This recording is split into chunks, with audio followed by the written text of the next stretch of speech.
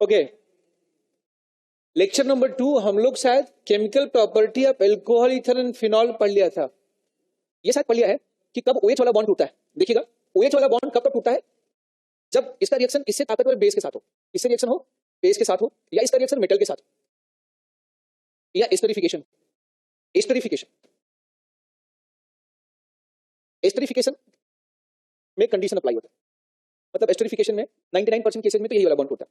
तो ये इसलिए मैंने स्टार लगा दिया। ये पढ़ चुके हैं हम लोग, नहीं पढ़े क्या? ये सब हो चुका है। और हमने ये भी रिएक्शन शायद पढ़ लिया था। होमवर्क था क्या? या लिखवाया नहीं आपने होमवर्क? ये एस्टरिफिकेशन हो गया था, हो गया था, ये हो गया था, ये होमवर्क था। अच्छा, तो यहां तक ये हमारे लेक्चर ये खत्म हो चुके हैं। इस स्लाइड में इसके लिए कोई स्थान नहीं है। ओके, ये भी शायद हो चुका है। हाँ, होमवर्क भी डिलीट हो गया क्या यहां से? कि अगर कहीं एल्कोहल है,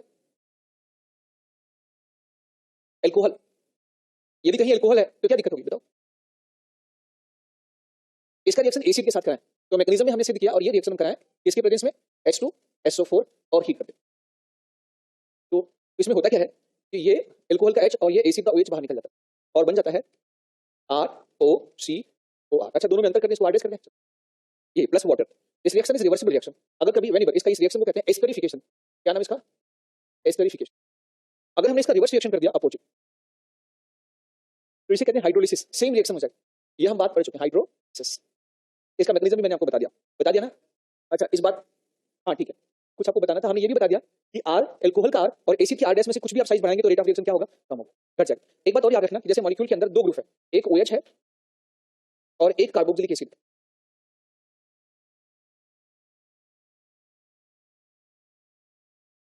और इसका सामने अगर आपने रिएक्शन करा दिया कभी भी, अगर आपने इसका रिएक्शन कभी किसी एल्कोहल से करा दिया, तो ये एल्कोहल का वार हमेशा कार्बोक्सिलिक एसिड पे होगा। ये एल्कोहल किससे रिएक्शन करना चाहेगा? कार्बोक्सिलिक एसिड से। और अगर आपने कार्बोक्सिलिक एसिड ले लिया यहाँ पर, तो ये कार्बोक्सिलिक एसिड कहाँ रिएक्शन करेगा बताओ? ये कार्बोक्सिलिक एसिड एल्कोहल से रिएक्शन करना चाहेगा और एसिड किससे रिएक्शन करना चाहेगा? एल्कोहल। ये आप याद रखना। आया समझ में आपको? तो कभी भी किसी मॉलिक्यूल में, अच्छा, दो ग्रुप हो तो ऐसे रिएक्शन होगा। अगर हमने इसका रिएक्शन कराया, अब इसका नाम है ऑर्थोसैलिसिल्डिहाइड और सैलिसिलिक एसिड। ऑर्थोसैलिसिलिक एसिड बड़े काम का कंपाउंड है। ऑर्थोसैलिसिलिक एसिड या 2 हाइड्रोक्सी बेंजोइक एसिड, जिसको हम कहते हैं, बातें कम करें आप लोग। अगर हम इसका रिएक्शन फिनॉल के साथ कराएं तो फिनॉल का OH कहां पे रिएक्शन करना पसंद करेगा? फिनॉल का OH कहां पे रिएक्शन करेगा? कार्बोक्सिलिक एसिड से या इस फिनॉल के OH से? बोलो, कार्बोक्सिलिक एसिड। यहां से क्या निकलेगा? OH। यहां से क्या निकलेगा? H। और ये फिनॉक्सी ग्रुप यहां पर जुड़ जाएगा, ये कंपाउंड बन जाएगा ये एस्टर। ये सैलिसिलिक एसिड है तो सैलिसिलिक एसिड का एस्टर बना और फिनाइल है, इसको बोलते हैं हम लोग फिनाइल सैलिसिलेट। एस्टर में हम 8 लगा देते हैं। अगर इसी रिएक्शन को हमने मिथेनॉल से करा दिया तो यहां मिथेनॉल का H निकलेगा और ये OH यहां से निकला है, याद रखिएगा, ये OH यहां से निकला है और यहां पर बन जाएगा मिथाइल सैलिसिलेट। Methyl salicylate.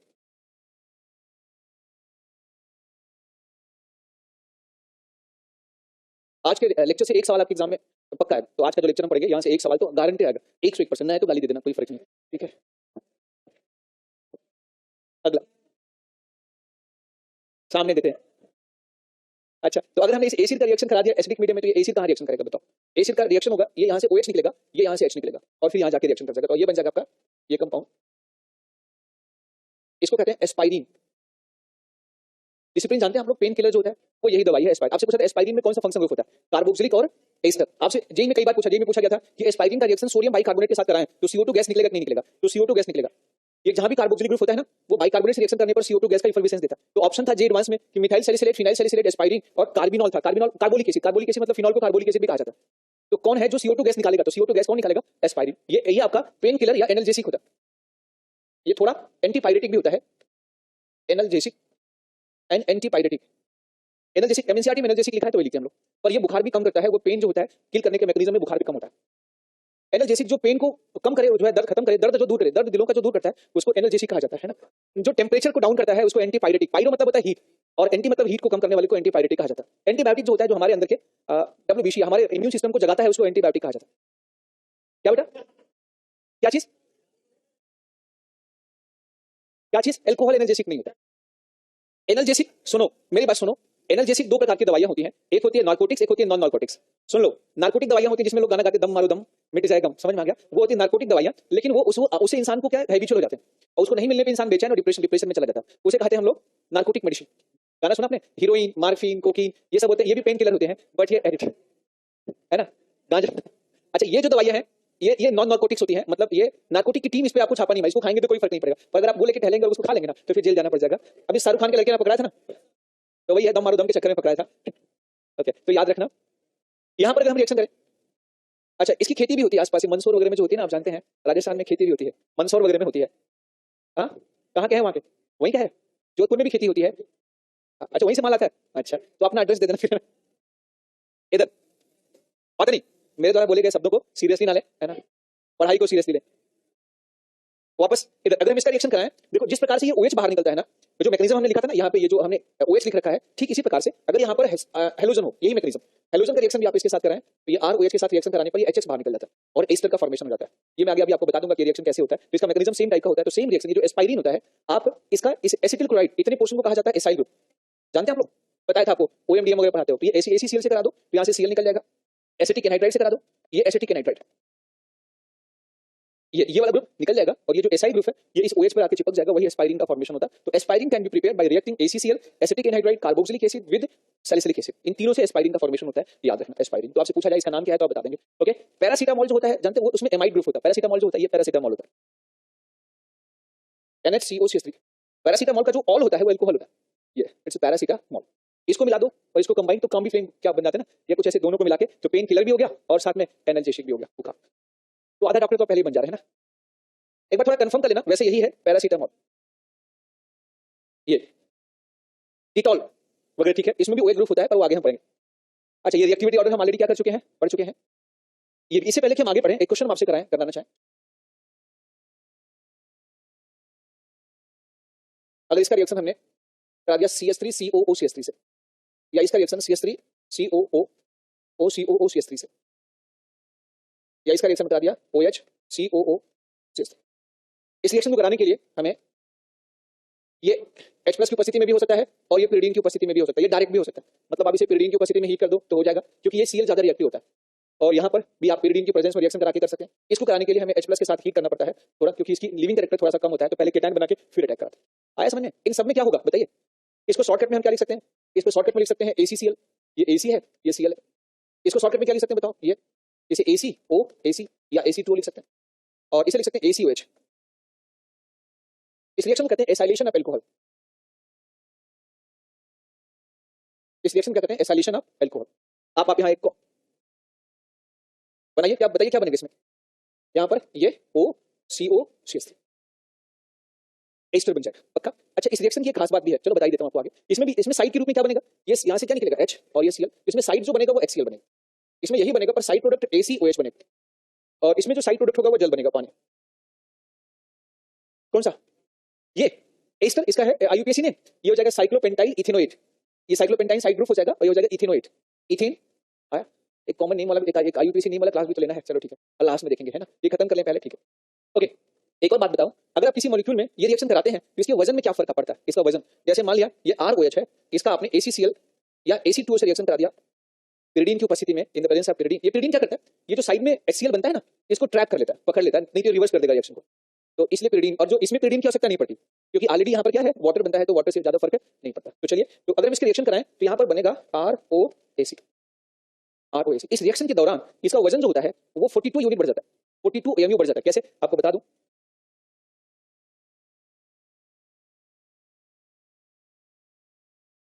आप मुझे बताएं, अगर इसका मॉलिक्यूलर वेट x है तो इसे एक हाइड्रोजन माइनस हुआ, तो ये तो पूरा तो है ना, तो x -1 हो गया, मॉलिक्यूलर वेट इसका ये हो जाएगा, प्लस ऐड कितना हुआ भाई, 2 कार्बन जिसका वजन 24 हो जाएगा, 12 दूनी 24, और एक ऑक्सीजन 16, तो 40 प्लस 3 हाइड्रोजन 43 प्लस 43 बढ़ गया AMU, तो फाइनली क्या हुआ बताओ, यहाँ पर H + 42 है। तो अगर किसी कंपाउंड में OH की संख्या 1 होती है तो वहां पर जो वजन होता है वो 42 यूनिट बढ़ जाती है, और किसी में OH की संख्या अगर 2 होगी तो 84 यूनिट बढ़ जाएगा, और अगर किसी में OH की संख्या जो 3 होगी तो 42 × 3 यूनिट बढ़ जाएगा। तो इस आधार पर किसी मॉलिक्यूल के अंदर OH या OH जैसे कंपाउंड का हम पता करते हैं। अच्छा OH जैसा कंपाउंड कौन है रिएक्शन है, एक NH2 एक NHR, एक NH2 है, एक क्या है बताओ NHR, आया समझ में आपको। तो बाय दिस रिएक्शन इससे 2 काम करते हैं, OH और NH2 कहीं खतरे में हो, ये रिएक्शन कहां होता है, इट्स ए स्पेशल रिएक्शन, या इट्स दिस रिएक्शन अकर, थोड़ी आवाज ऐसी जरूरी क्या चलाना, वो आपके साथ फुल बात करने में ज्यादा मजा आता है, जैसे प्रेशर, हाँ ठीक है।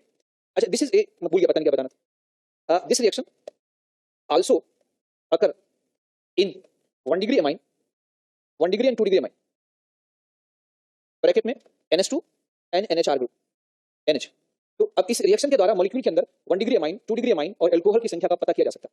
आया समझ में आपको? तो अच्छा, NH2 के साथ भी ऐसे ही कुछ रिएक्शन होता है। अगर मैंने यहाँ पे NH2 लिख दिया, अब ये एमाइंस में पढ़ाया जाना चाहिए था। कहाँ पढ़ाया जाना चाहिए था? एमाइंस में, पर मैं यहीं पर पढ़ा रहा हूँ आपको, ठीक है? तो एमाइंस में हम बच जाएंगे फिर से। एसाइलेशन ऑफ अल्कोहल, हाँ, रिएक्शन का कोई नाम नहीं है शॉर्ट में। एक है हिंसबर्ग रिएक्शन, हिंसबर्ग टेस्ट होता है, वो इसी की जैसे वो एमाइंस में हम पढ़ेंगे, ठीक है? बोलो। अच्छा, तो अगर मैंने यहाँ पर NH2 कर दिया, मैंने अगर NH2 कर दिया इसी के स्थान पे NH2, ये मैंने कॉपी किया था कि नहीं किया? कर लिया। कॉपी करने में तो एक नंबर।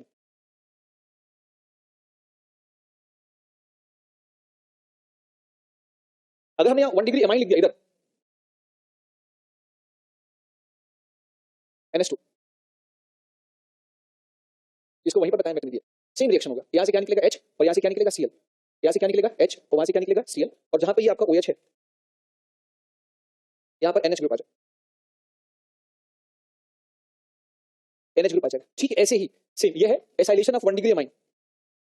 जो बच्चे क्लास करते हैं वो और छोड़ देंगे, ये दोनों यही भी बता दिया मैंने ना, एसाइलेशन ऑफ 1 डिग्री अमाइन, क्योंकि मैकेनिज्म क्या है, सेम टाइप का है, तो मैंने यही बता दिया, ठीक है? अगर हमने 2 डिग्री अमाइन ले लिया तो व्हाट हैपन, अगर हम 2 डिग्री अमाइन ले लें तो 2 डिग्री अमाइन, इसके लिए हमें इसको पहले कॉपी करना पड़ेगा। अच्छा, अगर हमने 2 डिग्री अमाइन ले लिया जैसे CS3, यहाँ पर CS3, कोई फर्क नहीं, सेम रिएक्शन होगा। यहाँ निकलने के लिए क्या चाहिए?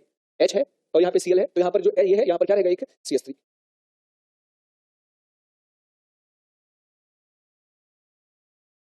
यहाँ पे हम क्या लगा देंगे, एक CS। हो गया? तो 2 डिग्री अमाइन का भी इसी प्रकार से एसाइलेशन होता है, ठीक है? अगर मैं यहाँ पे 3 डिग्री अमाइन करके कॉपी करके तो कॉपी तो हो जाएगा, तो रिएक्शन नहीं होगा। यहाँ पर आपको 3 डिग्री लिखना पड़ेगा, कई करेक्शन करने पड़ेंगे, तो ये गाड़ी आगे इधर नहीं बढ़ेगी।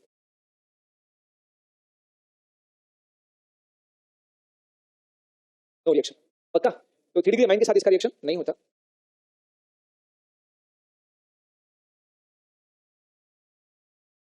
करने दो, आपको जो करना तो कर चुके हैं, अब मैं अपना करूंगा जो मुझे करना है। मेरी जो क्रेडिट खराब करनी थी तो कर चुके हैं ना, ठीक है? अब तो मैं अपना करूँ। अच्छा, हमें हर बैचेस में पता होता है कि कंफर्म पहले से पता होता है ये बैच कैसा है, तो मुझे पढ़ाने में कोई दिक्कत नहीं होती। लेकिन अगर स्यूडो कंसेप्ट होता है, वो जो खिचड़ी हो जाते हैं ना, तब फिर दिक्कत होती है। नहीं, हमारे पास इस समय हमारे पास PW में 650 से ज्यादा नंबर लगातार पाने वाले बच्चे 22 बच्चे, 22 बच्चे हैं जिनके नंबर 650 के ऊपर नॉन स्टॉप कई टेस्ट में आए, और 550 से ऊपर पाने वाले बच्चे से जो बच्चे हमारे पास 600 700 750 बच्चे, 775 बच्चे, और जो है 500 से ऊपर पाने वाले जो नंबर बच्चे हैं उनकी संख्या 1400 के आसपास है। तो इन सबको हम जल्दी ही बुला के आपके कोर्सेज खत्म होंगे और आप यहीं पर बैठेंगे और हम खुद यहाँ पर बैठेंगे, आपको हम खुद मतलब एक फैकल्टी यहाँ पर बैठी रहेगी, और जो इसमें जरा 19-20 किया आउट बाहर यहाँ पर बैठाएंगे, सुबह से शाम तक आपको पढ़ाएंगे, क्वेश्चन देंगे, क्वेश्चन सॉल्व कराएंगे, और डाउट बताने के लिए हम खेलते रहेंगे। हम ही नहीं, हम सिर्फ अकेले नहीं, ऐसे करीब 1400 बच्चों के लिए कम से कम 15-20 क्लासेस लगाई जाएंगी। तो क्लासेस नहीं होंगी, उसमें बैठेंगे, बीच में रिवीजन भी होगा और आपके टेस्ट भी होंगे, और आपके डाउट के लिए हम इस क्लासरूम में 1 घंटे, 1 घंटे अगले क्लासरूम में, तो 1 घंटे अगले क्लासरूम में हम बैठते रहेंगे। तो ये हम जल्दी ही प्लान करने वाले हैं, क्योंकि अगर इस समय ये जो हमारे 1500-1600 बच्चे हैं, अगर ये अगर 1500-1600 बच्चों का रिजल्ट बेहतरीन और अच्छी पोजीशन पे आ जाए, तो फिर हम क्या करेंगे, और जो बच्चे हमारे 400-350 के ऊपर हैं, हम कोशिश करेंगे उनको भी हम इसी प्रकार में शामिल करें, और फिर उनको भी एक अलग क्लास में बैठा के, तो सारे बच्चों के लिए अलग अलग बैच बन के हम। अच्छा, उसमें ऐसा नहीं है कि जो 650 वाले उसको उसमें कुछ स्पेशल ट्रीटमेंट देंगे, नहीं, बस 650 वाले को चीजें समझाना नहीं है, तो वो समझ चुका भाई, तो क्वेश्चन कर। और जो 400 वाला है, 350 वाला, उसको कुछ चीजें समझानी है, तो वहां पर बैठ, तो ये रिवाइज कर ले, तो बैठ। इतना ही फर्क, ऐसा नहीं कि मैं उसको कुछ खाने के लिए स्पेशल चीजें दूंगा, उसको खाने के लिए सबको कुछ नहीं मिलेगा, मिलेगा कुछ नहीं। आजकल मुझे कुछ सुनाई नहीं देता है ना, तो याद रखना।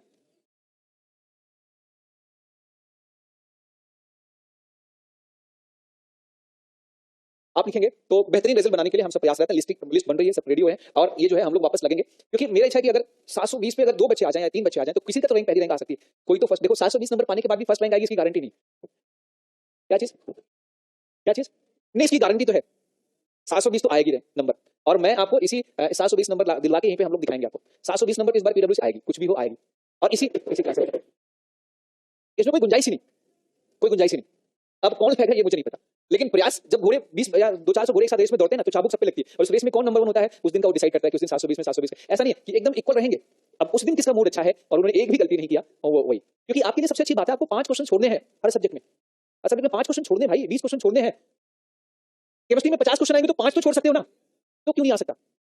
अगर 45 ही क्वेश्चन आते और 45 में छोड़ने का ऑप्शन नहीं होता, तो शायद मैं डरता, हमें तो डर है ही नहीं, हम तो 720 आराम से हम लोग ला सकते हैं। देखो हमें बैठाओगे तो हम तो कभी नहीं ला सकते, क्योंकि हमें बायो नहीं आती, हमें फिजिक्स भूल चुकी है, हमें फिजिकल इनऑर्गेनिक भूल चुका, तो हम तो कभी नहीं पाएंगे। पर हाँ, अपने ऑर्गेनिक वाला पार्ट हम वो कर लेंगे। हमारा पार्ट हम सब लोग बैठेंगे, सारे बायो के सर भी आपके आएंगे, हाँ, और सबको बैठना पड़ेगा, सब आएंगे आपकी क्लासेस में, बैठेंगे 1 घंटे बैठेंगे, यहीं पर हम यहीं अंदर बैठेंगे और आप बैठ के पढ़ेंगे। और क्यों नहीं आएगा, आएगा 100% आना पड़ेगा, कमिटमेंट तो कमिटमेंट।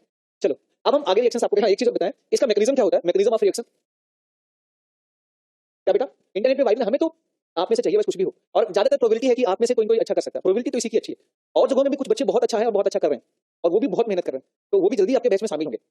हमने देखा है कई बैचेज ऐसे हैं जिसमें बच्चे बहुत अच्छा कर रहे हैं, बल्कि एक गर्ल्स बैच है MG39 अभी जो है, उसमें भी बच्चियां बहुत अच्छा कर रही हैं। और आपने गरुड़ा की भी बच्चियां भी हैं, खैर कुछ तो लाइब्रेरी पढ़ती है ना, पढ़ने में अच्छी थी, वो डाइवर्ट हो गई हैं, अदरवाइज बच्चियां भी बहुत अच्छा कर रही थी। अपने यहाँ तुम बहुत सारे बच्चे अच्छे कर रहे हैं, वो थोड़ा सा गलती कर दे रहे हैं सब इसी वजह से। अब हम कुछ कहते हैं कि हमें हमें हमें कर्म से करवा के दिखाओ, हमसे 700 नंबर दिलवा के दिखाओ, तो बस मान लिया कि बस सिलेक्शन हो जाए किसी तरीके से। ओके, मैकेनिज्म जैसे ये रिएक्शन कैसे होता है, ये अल्कोहल का रिएक्शन हम कराते हैं। अब बताइए, ये जो कार्बोनेट कार्बन है ना, यहाँ पर कौन सा चार्ज होता है, ये प्लस चार्ज होता है, इसकी एंटी बॉन्डिंग ऑर्बिटल खाली होती है, ये अपना लोन पेयर इसको डोनेट करेगा, और इसके डोनेशन से ये वाला बॉन्ड टूट के कहां चला जाएगा, O पर, और ये बन जाएगा RCOH प्लस। और यार 2 महीने ही तो पढ़ना है, और जरूरत पड़ी तो मैं अपने टिकट कैंसिल करा दूंगा, तो आप जा भी तो नहीं सकते उस टिकट पे। ये X हाँ रीशेड्यूल कर देंगे, कोई फर्क नहीं पड़ता, आपके एग्जाम के बाद चले जाएंगे, आपके साथ चले चले, ये बनेगा। अब इसमें ध्यान से देखिएगा, या तो ये वाला बॉन्ड छीन के ये रिटर्न चलाएगा, या तो ये O माइनस O प्लस क्या करेगा, H के इलेक्ट्रॉन को छीन लेगा, और ये कार्बन पर ये O माइनस के इलेक्ट्रॉन के प्रेशर की वजह से ये हाइड्रोजन यहाँ से बाहर भाग जाता है, इधर से हाइड्रोजन भागेगा, इधर से H प्लस भागेगा। अच्छा, हाइड्रोजन के भागने से यहाँ प्लस आएगा, प्लस माइनस मिलकर आपस में क्या करेंगे, बॉन्ड बना लेंगे, और ये H यहाँ पर आपका H यहाँ से निकल जाएगा, और ये बन जाएगा ROCOR प्लस HCl। अब इसमें जो सॉल्वेंट pyridine होता है, pyridine के साथ इसका सॉल्ट बन जाता है, pyridinium क्लोराइड, नहीं pyridine वापस जाने लगता है फिर। ये इसका मैकेनिज्म। अब हम आपसे बोलूं कि इसका मैकेनिज्म एमाइन के साथ दिखाओ, तो आप यहाँ क्या लिख दोगे, NH2, भाई एक H यहाँ से निकालोगे, एक H रहने दोगे। हम बोले 2 डिग्री के साथ दिखाओ, तो आप दिखा देंगे ना, आप लोग बताओ। इस रिएक्शन को हम एसाइलेशन रिएक्शन कहते हैं। कौन सी रिएक्शन कहते हैं, एसाइलेशन। अगर आप यहीं पर CH3 लिख देंगे तो एग्जैक्टली एसाइल ग्रुप आ जाए।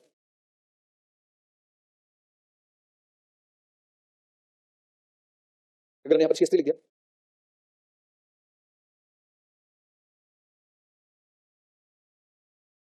अच्छा, इस रिएक्शन द्वारा OH NH2 NH को प्रोटेक्ट भी कर सकते हैं, किसी खतरा है हमें लगे इसमें खतरा है, OH पे कोई खतरा होने वाला है, OH को हम एस्टर बना देंगे, और एस्टर से हमें पानी अल्कोहल बनाना आसानी से वापस पानी मिला देंगे तो ये बन जाएगा। तो थोड़ी देर के लिए हम इसको ढक सकते हैं। तो इसे आप OH और NH2 को कभी प्रोटेक्शन करना हो तो इसका यूज किया जा सकता है। तो आगे जब हम प्रोटीन की सिंथेसिस करेंगे, कार्बोहाइड्रेट वगैरह पढ़ेंगे, तो वहाँ पर आप पढ़ेंगे कि कोई भी फंक्शन ग्रुप को कैसे हम प्रोटेक्ट करते हैं, बचाते हैं उस रिएक्शन में शामिल होने से। तो इस रिएक्शन द्वारा by this reaction OH NH2 and NHR NH group can be counted and protected।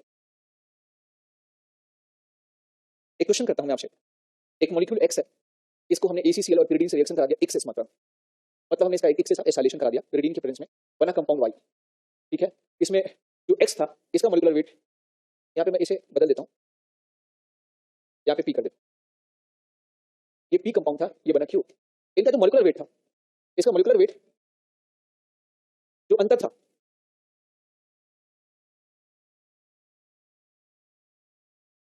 Molecular weight of यहाँ पे इन दिस रिएक्शन, या molecular weight of Q minus P is equal to, ये हो गया लगभग, अपने से बताओगे 126। P और Q का जो वजन इतना अंतर है, then what would be possible structure of A among following? Option A,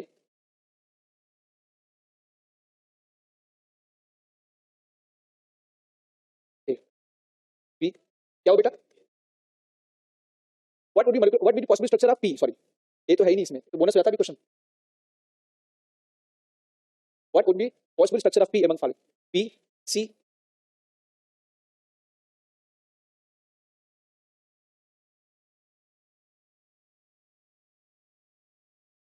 D, पता नहीं,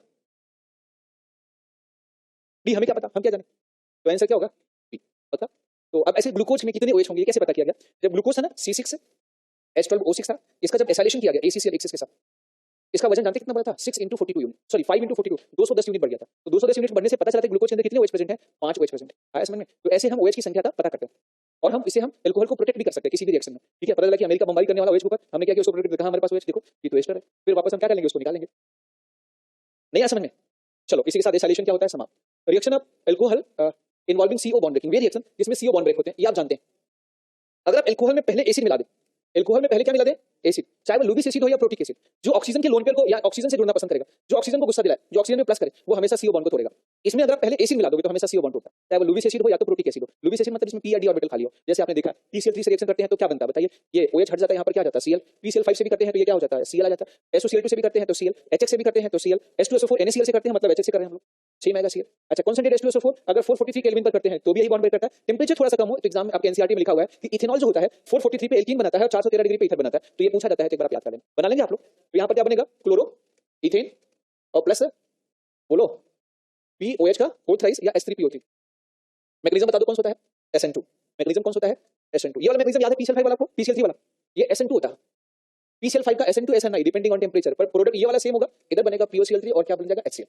SOCl2 में यही वाला सेम होगा और यहाँ पर बन जाएगा SO2 गैस प्लस HCl। अब इसका जो मैकेनिज्म होता है वो डिपेंड करता है कि यहाँ पर आपने क्या लिया है। यहाँ पर इस रिएक्शन को डार्सन रिएक्शन भी कहते हैं। कौन सी रिएक्शन कहते हैं? डार्सन। HX के साथ रिएक्शन करते हैं तो क्या बनता है? याद रखिएगा, यही बनेगा, प्लस पानी बनेगा। इसका मैकेनिज्म SN1 SN2 दोनों हो सकता है, okay, depending on R, SN1 या SN2 मेथड्स होगा। X H2SO4 में भी सेम चीज बनेगा, बस फर्क है साइड प्रोडक्ट अलग अलग हो जाएंगे। कॉन्सेंट्रेट H2SO4 के साथ हीट करते हैं तो ये डिहाइड्रेशन होता है, यहाँ से H2O बाहर निकलता है, वाटर मॉलिक्यूल बाहर निकलता है और ईथीन का फॉर्मेशन होता है। लेकिन हाँ, यदि हमने 413 केल्विन पर एल्कीन नहीं बल्कि ईथर बन जाए। अभी एनसीईआरटी में लिखा हुआ है, आप चाहें तो देख सकते हैं, फ्यूचर में याद रखेंगे, that's all. Oxidation of alcohol बड़े हम लोग। Next reaction is oxidation of alcohol. अब मेरी बात सुनो, एल्कोहल का ऑक्सीडेशन जो होता है हम कैसे करते हैं? वैसे तो जितने ऑक्सीडाइजिंग एजेंट है सबके मैकेनिज्म अलग, वो हमसे पूछे नहीं जाते, तो यहाँ पर मैं मैकेनिज्म नहीं बताऊंगा क्योंकि हर ऑक्सीडाइजिंग एजेंट का मैकेनिज्म बताने में 2 दिन लग जाएंगे और इससे फायदा कुछ होने वाला नहीं है, कभी भी मैकेनिज्म से सवाल नहीं आता क्योंकि हमारे सिलेबस में है नहीं। तो जे एडवांस होता तो बताता, लेकिन यहाँ पर कोई आवश्यकता। ऑक्सीडेशन ऑफ एल्कोहल अगर हम करते हैं तो जो ऑक्सीडाइजिंग एजेंट होते हैं उनमें से आता है ऑक्सीजन, वो देते हैं ऑक्सीजन, नेसेंट ऑक्सीजन, एकदम बहुत रिएक्टिव ऑक्सीजन होता है। और वो अगर प्राइमरी अल्कोहल से मिलता है तो इनका प्राइमरी अल्कोहल से मिलता है तो इसके कार्बन और ऑक्सीजन से एक एक हाइड्रोजन चुरा लेता है और ये H2O के रूप में बाहर निकल जाता है और ये बन जाता है एल्डिहाइड। यहाँ से क्या निकाला हमने? H2O और ये बन गया एल्डिहाइड। यदि एल्डिहाइड बन गया, एल्डिहाइड अगर इसमें फिर से कोई ऑक्सीजन आ गया, ये ऑक्सीडाइजिंग एजेंट के पास और ऑक्सीजन है तो वो इस एल्डिहाइड वाले बॉन्ड को तोड़ देता है और ये इसको कार्बोक्सिलिक एसिड में कन्वर्ट कर देता है। आया समझ में आपको? बोलो। तो जो 1 डिग्री कार्बन एल्कोहल का है, अगर कोई ऐसे देखो हमने कैसे कंपेयर किया गया, तो इसका ऑक्सीडेशन रिजल्ट 2 प्राप्त होता है, एक प्राप्त होता है एल्डिहाइड और एक प्राप्त होता है कार्बोक्सिलिक एसिड। तो इस पर एक्सपेरिमेंट किया गया, तो कुछ ऑक्सीडाइजिंग एजेंट हैं जो इसको एल्डिहाइड पे रोक देते हैं और कुछ ऑक्सीडाइजिंग एजेंट जो इसको एसिड पे तक पहुंचा देते हैं। तो जो एसिड तक पहुंचाते हैं उसको कहा गया स्ट्रांग ऑक्सीडाइजिंग एजेंट और जो इसको एल्डिहाइड पर ही रोक देते हैं उसे कहा जाता है माइल्ड ऑक्सीडाइजिंग एजेंट। ये एक्सपेरिमेंटल बेस्ड डेटा है। किसका कौन सा डेटा है बताओ? इट्स एक्सपेरिमेंटल बेस्ड डेटा, पक्का? तो याद रखना। अब अगर कोई माइल्ड ऑक्सीडाइजिंग एजेंट लिखा होगा तो हम प्राइमरी अल्कोहल वाले कार्बन पर एल्डिहाइड बना देंगे और अगर इसको ट्रीटमेंट किया जाए स्ट्रांग के साथ में तो प्राइमरी अल्कोहल के स्थान पे हम कार्बोक्सिलिक एसिड बना देंगे। स्ट्रांग ऑक्सीडाइजिंग एजेंट की कैटेगरी में कई आते हैं, परंतु हमने 4 याद रखना, सिर्फ 4 याद रखना। आया समझ में? और माइल्ड ऑक्सीडाइजिंग एजेंट में भी कई आते हैं, उसमें भी हमें 4-5 याद रखना है, वो मैं आगे लिस्ट बना रखा हूं, आगे मैं आपको दिखाता हूं, ठीक है? ऐसे सेकेंडरी ऑक्सीडेशन करेंगे तो क्या होगा जी? कीटोन बनेगा, पर कीटोन में फर्दर ऑक्सीडेशन के लिए कार्बन कार्बन का बॉन्ड तोड़ना होता है, वो आसानी से टूटता नहीं है। तो ऐसा देखा गया कि सेकेंडरी अल्कोहल में चाहे माइल्ड वाला मिलाया जाए स्ट्रांग वाला, वो कीटोन ही बनाता है सेकेंडरी में। और टर्सरी के केस में प्रैक्टिकली देखा गया है कि इसका ऑक्सीडेशन नहीं होता क्योंकि पहले स्टेप में H और OH निकलने के लिए यहाँ पर H ही नहीं होता, तो टर्सरी अल्कोहल का ऑक्सीडेशन नहीं होता। तो अब हम इसे अगर कंक्लूड करें तो जो प्राइमरी अल्कोहल होगा, ठीक है, वो या तो एल्डिहाइड में ऑक्सीडाइज होगा या तो एसिड में। तो अगर कोई स्ट्रांग ऑक्सीडाइजिंग एजेंट होगा, स्ट्रांग ऑक्सीडाइजिंग एजेंट होगा, ठीक है, लिख क्या फुल फॉर्म इसका?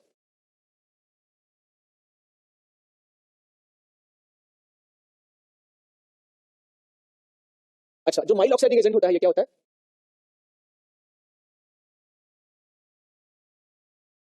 ओके, तो याद रखना प्राइमरी अल्कोहल को माइल्ड ऑक्सीडाइजिंग एजेंट कन्वर्ट करेगा एल्डिहाइड में और प्राइमरी कार्बन को एसिड में कन्वर्ट करेगा कौन? स्ट्रांग। ऐसे सेकेंडरी अल्कोहल में चाहे स्ट्रांग हो या माइल्ड हो, दोनों में सेम चीज बनेगा, इसमें हमेशा यही बनेगा। टर्सरी अल्कोहल का दोनों ही ऑक्सीडेशन नहीं कर पाते, बस खत्म कहानी। क्वेश्चन ये पूछा जाएगा, एग्जांपल्स वैसे तो है बहुत सारे, मतलब बहुत सारे लिस्ट बनाई जा सकती है, परंतु अपन को जो याद करना है स्ट्रांग वाली कैटेगरी में आते हैं K2Cr2O7 और डाइल्यूट H2SO4, या तो H+ लिखा हो या डाइल्यूट H2SO4 लिखा हो, है ना? अच्छा, जहां K2 लिखा है वहां पे सोडियम भी लिखा जा सकता है, जहां जहां K लिखा है वहां पे आप क्या लिख सकते हैं? सोडियम। तो सोडियम डाइक्रोमेट या पोटेशियम डाइक्रोमेट, पोटेशियम परमैंगनेट या सोडियम परमैंगनेट, दोनों लिया जा सकता है, ठीक है? मेटल से परेशान मत होइएगा, बस आपको ध्यान डाइक्रोमेट और मैग्नेट होना चाहिए, और मैग्नेट, ठीक है? तो ये है स्ट्रांग, एक हो गया K2Cr2O7 H+, दूसरा KMnO4 H+ H2SO4, तीसरा कॉन्सेंट्रेट HNO3 और चौथा CrO3 और डाइल्यूट H2SO4। इसे कहते हैं जॉन्स रीजन, जॉनी भाई का रीजन। जॉनी जॉनी एस पापा थे ना, जो उनसे इनका कोई संबंध नहीं, ठीक है? तो ये जॉन्स रीजन, वो जोन्स नहीं है ना जिसको आप याद कर रहे हैं, जो दुखी हो रहे हैं जिसको जान के, वो जोन्स नहीं है। वो एक्टर है, वो अमेरिका के एक्टर हैं, तो उनको क्या चीज? निक जोनस जो आप याद कर रहे हैं ना, वो काफी एक्टर है, ठीक ठाक एक्टर, ठीक है? अच्छा, उधर नहीं हम लोग जाते हैं, वापस आ जाते हैं। अच्छा, आपको बता दें, ये डाइक्रोमेट जो होता है, पोटेशियम डाइक्रोमेट जो होता है, ये ऑरेंज कलर होता है जी, बिल्कुल भगवा कलर होता है। KMnO4 जो होता है ये पर्पल कलर होता है।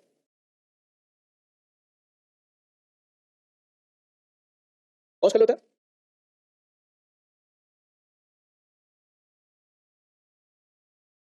सही बना कि नहीं बना? Purple colour. अच्छा मेरे को कलर पहचान आ गया, पत्नी मेरी बड़ी परेशान रहती थी कि कलर नहीं आता, जब ये न जाने किस कलर के सामान मंगाती थी तो मैं रेडी लाके दे देता था उनको, तो उनको बोलते रहने दो तुम। तो रेड और बाकी कलर में कोई फर्क नहीं आता है। तो ऑरेंज कलर, पर्पल कलर और कॉन्सेंट्रेटेड HNO3 मतलब CrO3, याद रखना।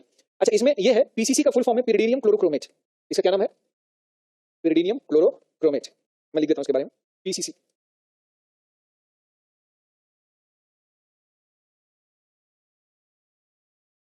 आपको पढ़ाते हो मुझे टाइम का पता ही नहीं चलता, लेकिन लेकिन लेकिन आप बोले मुझसे पूछो, है ना। तो ये पिरिडीन, ये पिरिडीन है, पिरिडीन में हमने HCl मिला दिया, तो जो HCl का H+ होता है वो इसके लोन पर से जुड़ के बनता है पिरिडीनियम क्लोरो, ये पिरिडीनियम क्लोराइड हो गया और इसी के साथ CrO3 लगा, तो पिरिडीनियम क्लोरोक्रोमेट है ना, ऐसे लिख सकते हैं। कॉम्प्लेक्स कंपाउंड होता है,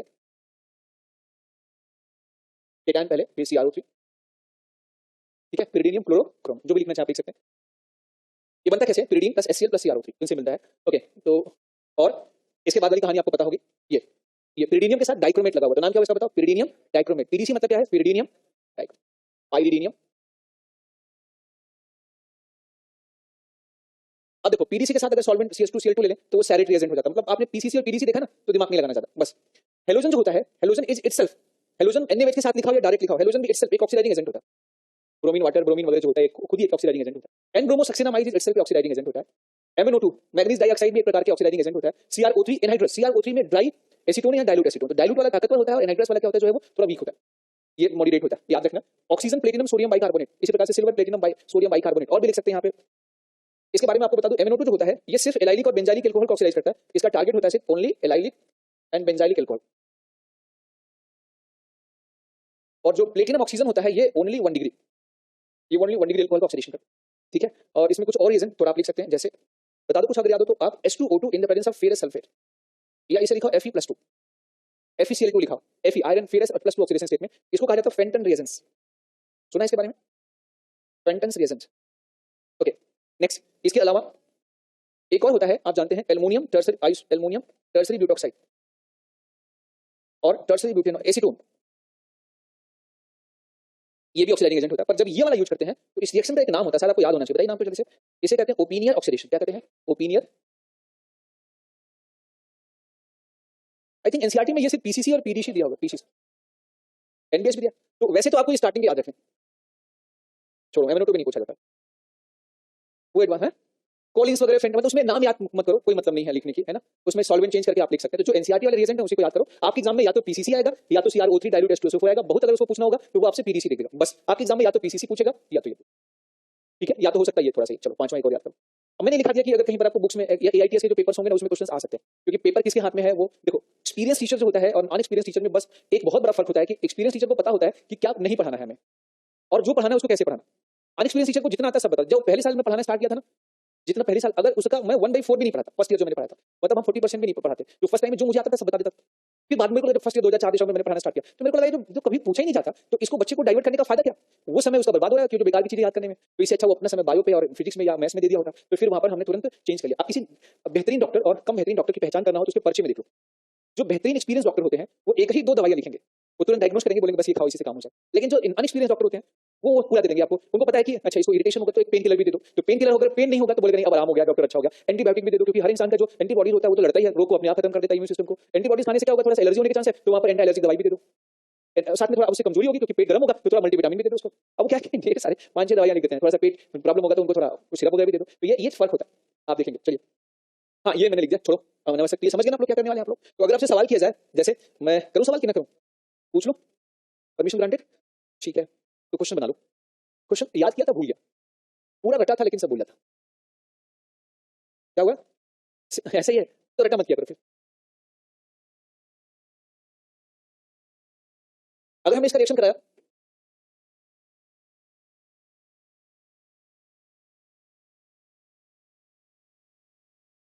कौन बार बार लिखे, एक ही बार लिखे काम चला लेते हैं ना। हमने इसका रिएक्शन करा दिया,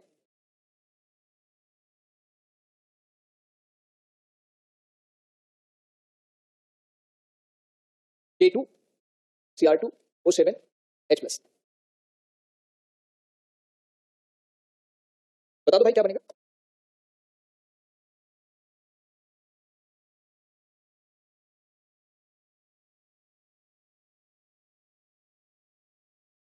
यहाँ पर पहले वाले में क्या करेंगे आप, यहाँ पर क्या बनेंगे इसी, फिर दूसरे वाले में नो रिएक्शन, ठीक है, जैसे कि तैसे रहेगा, नो फर्क, नो चेंजेस, नो फर्क। इसमें कीटोन, इसमें ऐसे, तब बात। अच्छा, इस रिएक्शन के दौरान जो डाइक्रोमेट होता है ये रिड्यूस होता है।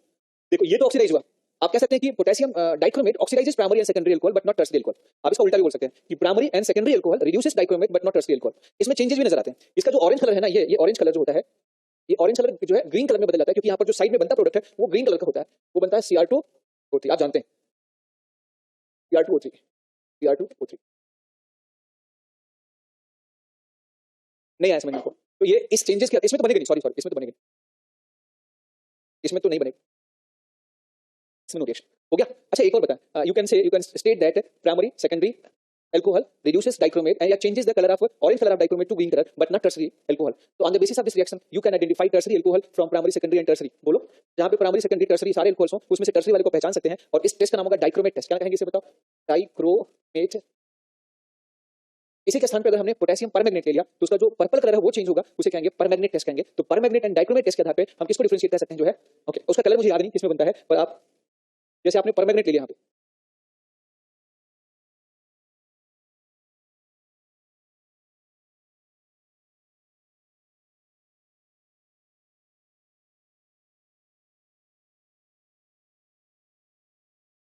यहाँ पे क्या लिया हमने बताओ, KMnO4 किस कलर का है बताओ?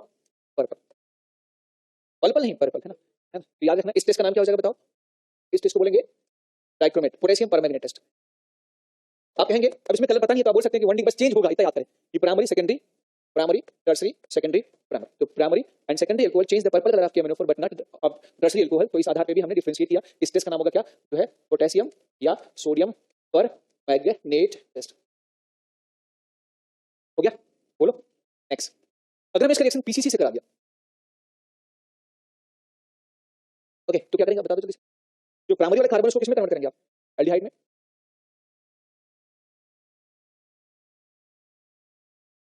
टर्सरी की सेहत पे कोई फर्क नहीं, टर्सरी की सेहत पे कोई फर्क नहीं, ये जैसा है वैसे रहेगा, नो फर्क, यहाँ फर्क हो पक्का। अच्छा अगर इसमें हम प्लेटिनम और ऑक्सीजन से करा दें तो कौन इसमें ऑक्सीडाइज होगा? सिर्फ ये प्राइमरी और ये प्राइमरी और सेकेंडरी भी नहीं ऑक्सीडाइज। तो आप प्लेटिनम ऑक्सीजन के आधार पे प्राइमरी पहचान सकते हैं, तो बचा जो क्या हो जाएगा, सेकेंडरी हो जाएगा। आगे बढ़े हम लोग, चलें नेक्स्ट। अच्छा अगर किसी मॉलिक्यूल में जैसे कई सारे OH प्रेजेंट हो, कई सारे OH प्रेजेंट हो, मैंने जैसे एक डबल बॉन्ड यहाँ पर बना दिया, एक डबल बॉन्ड हमने यहाँ बना दिया और इसको फिर हमें मिटाना ही पड़ेगा,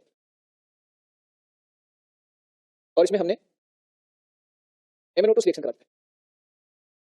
तो बताइए क्या करेंगे आप? MnO2 से किसको ऑक्सीडाइज करेंगे? MnO2 सिर्फ एलाइलिक और बेंजाइलिक कार्बन को अल्कोहल को ऑक्सीडाइज करता है, जिसमें एलाइलिक कौन होता है? डबल बॉन्ड का पड़ोसी कार्बन, ये एलाइलिक कार्बन, ये एलाइलिक अल्कोहल, ये ऑक्सीडाइज होगा, इसका ऑक्सीडेशन होगा, इसका भी ऑक्सीडेशन होगा, इसका ऑक्सीडेशन पक्का। तो ऊपर क्या बन जाएगा?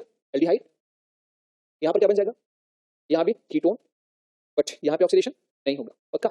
आगे बढ़े, बस हो गया, कितने एग्जांपल को मिटाता हूँ। अच्छा आपसे पूछा जाए, क्या लिख दूं मैं? Aluminium tertiary butoxide OCMe3 whole twice, और हमने यहाँ पे लिख दिया साथ में Ac2 प्लस Ac2। क्या करेंगे आप? बस यहाँ पर भी वही रिएक्शन होगा। इस रिएक्शन का नाम जानते हैं क्या होगा? What is the name of this reaction? इसे कहते हैं ओपिनियर ऑक्सीडेशन। क्या कहेंगे? Oppenauer oxidation. इसमें होता है क्या आपको बता दूं, मैकेनिज्म नहीं सिखा रहा हूं। एल्कोहल का जो है एक रिएक्शन में लिख देता हूं,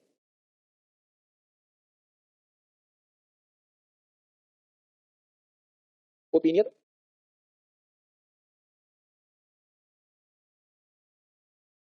ओपिनियर ऑक्सीडेशन, ठीक है। इसमें अगर हम किसी एल्कोहल का रिएक्शन कराते हैं, बातें नहीं करें आप, और एसीटोन के साथ सॉल्वेंट, एसीटोन के स्थान पे कोई भी कीटोन ले सकते हैं, एसीटोन और एनी कीटोन, साइक्लिक कोई भी कीटोन, तो सबसे अच्छा एसीटोन लेते हैं, ठीक है। और यहाँ पर हम कैटलिस्ट ले लें तो एल्युमिनियम टर्सरी ब्यूटॉक्साइड OCMe3, और इसे हीट करते हैं।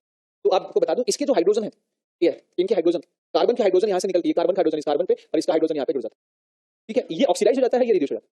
तो जो कीटोन आपने लिया है वो रिड्यूस हो जाएगा, वो किसको ले लेगा? वो जो ऊपर से H आए हैं उसको वो एक्सेप्ट कर लेगा, और जहां जो एल्कोहल था वो आपका कीटोन बन जाएगा। तो बोलेंगे सर फायदा क्या है? कीटोन एल्कोहल हो रहा है, एल्कोहल कीटोन हो रहा है, तो आपको मनचाहा एल्कोहल को मनचाहे कीटोन में बदल सकते हैं, तो इसमें कुर्बानी देना पड़ेगा एक कीटोन की। बोलो तो यहाँ पर क्या बनेगा, जल्दी से बता दें। यहाँ पर ये बन जाएगा RC double bond R plus isopropanol, ये बन जाएगा। ये रिएक्शन रिवर्सिबल होता है, और इसका जो रिवर्स रिएक्शन होता है उसे कहते हैं MPB रिएक्शन।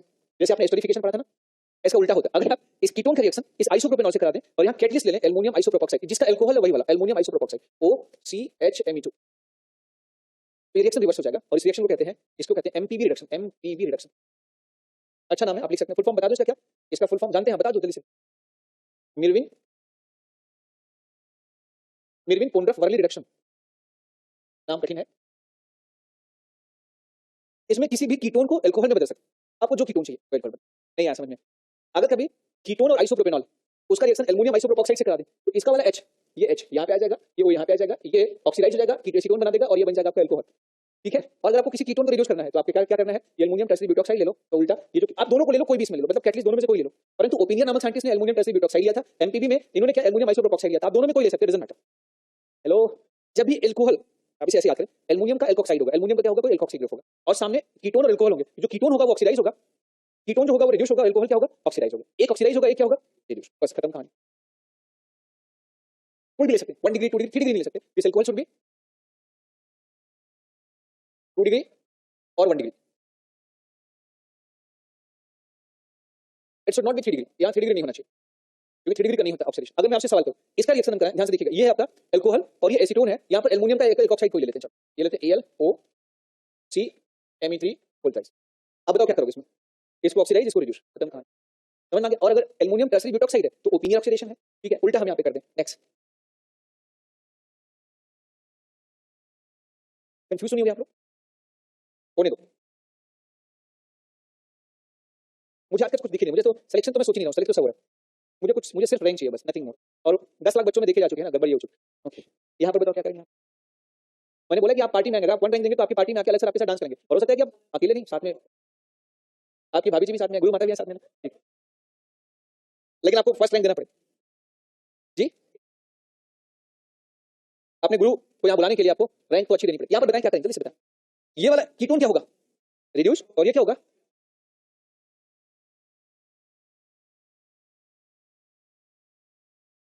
काफी पढ़े लिखे लग रहे हैं आप लोग, नहीं पहले से पढ़े लिखे लग रहे हैं, नहीं लिखे ज्यादा लग रहे हैं, पढ़े कम लग रहे हैं, थैंक यू। तो ये ओपिनियन ऑक्सीडेशन हो गया। नेक्स्ट, वैसे तो 3 डिग्री अल्कोहल जनरली किसी में बदलता नहीं, पर एक ऑक्सीडाइजिंग एजेंट ऐसा है जो 3 डिग्री अल्कोहल को भी किसी किसी में बदल देता है, उसका नाम है ये रेड हॉट कॉपर ट्यूब, है ना, रक्त तप्त तांबे की नलिका। क्या है, सुनो, रक्त तप्त तांबे की मल्लिका, नहीं नलिका, अरे यार, रक्त तप्त तांबे की नलिका, नली नॉट मल्लिका, अरे यार गड़बड़ हो गया, तुम्हारे लिए अंग्रेजी पढ़ो, तुम जाने दो, क्योंकि तुम फिर वो जेठालाल की तरफ बढ़ रहे हो, ठीक है। यहाँ पे रिएक्शन अगर हम करें तो क्या होगा, जल्दी से बताओ। 1 degree alcohol, 2 degree alcohol, 3 degree alcohol, अगर हम रेड हॉट कॉपर ट्यूब मतलब 300 डिग्री सेल्सियस पे गरमा रहे हो, तो जो प्राइमरी अल्कोहल होता है उसमें तो उसी प्रकार ऑक्सीडेशन होता है, हाइड्रोजन बाहर निकलता है, और उस रिएक्शन को डिहाइड्रोजनेशन कहते हैं, इसमें हाइड्रोजन बाहर निकलता है, and reaction is known as dehydrogenation, और प्राइमरी अल्कोहल एल्डिहाइड में बदलता है, सेकेंडरी अल्कोहल में हाइड्रोजन सिर्फ निकलता है और ये कीटोन में कन्वर्ट होता है। जो टर्सरी अल्कोहल होता है, ये यहाँ पर हाइड्रोजन नहीं होता, पर यहाँ पर जो CO होता है लुइस एसिड का काम करता है, और साथ में हीट से H2O बाहर निकलता है। जब कुछ नहीं होता तो यहाँ से क्या बाहर निकलता है, H2, E2 मैकेनिज्म नहीं जानते आप लोग, ये OH पूरा निकल जाएगा, ये अब जहां से निकलेगा और पड़ोसी कार्बन से क्या निकल जाएगा, हाइड्रोजन, और ये बन जाएगा एल्कीन। एनसीईआरटी में बहुत ही अच्छे से दिया हुआ है कि बताओ, तो अब एनसीईआरटी में लिखा है कि primary alcohol when treated with copper high temperature then dehydrogenation occur, we get aldehyde. Secondary alcohol on treating so dehydrogenation and converted to ketone, but tertiary alcohol so dehydration reaction and converted to alkene. ये बात लिखा है, इसे याद रखना, याद रखोगे। अच्छा, एक से ज्यादा एल्कीन बनने वाला हो तो किस एल्कीन को बनाएंगे, जिस एल्कीन की स्टेबिलिटी क्या होगी, ज्यादा, that's all. Reaction involving CO bond breaking तो हो चुका है, तो वापस कैसे आ गया, ऐसे सर आपकी नकल मारने का नतीजा, कॉपी करने का नतीजा। चलो भाई, तुम्हारा तो ये तो हो चुका, और तो कुछ डिलीट नहीं हो रहा भाई,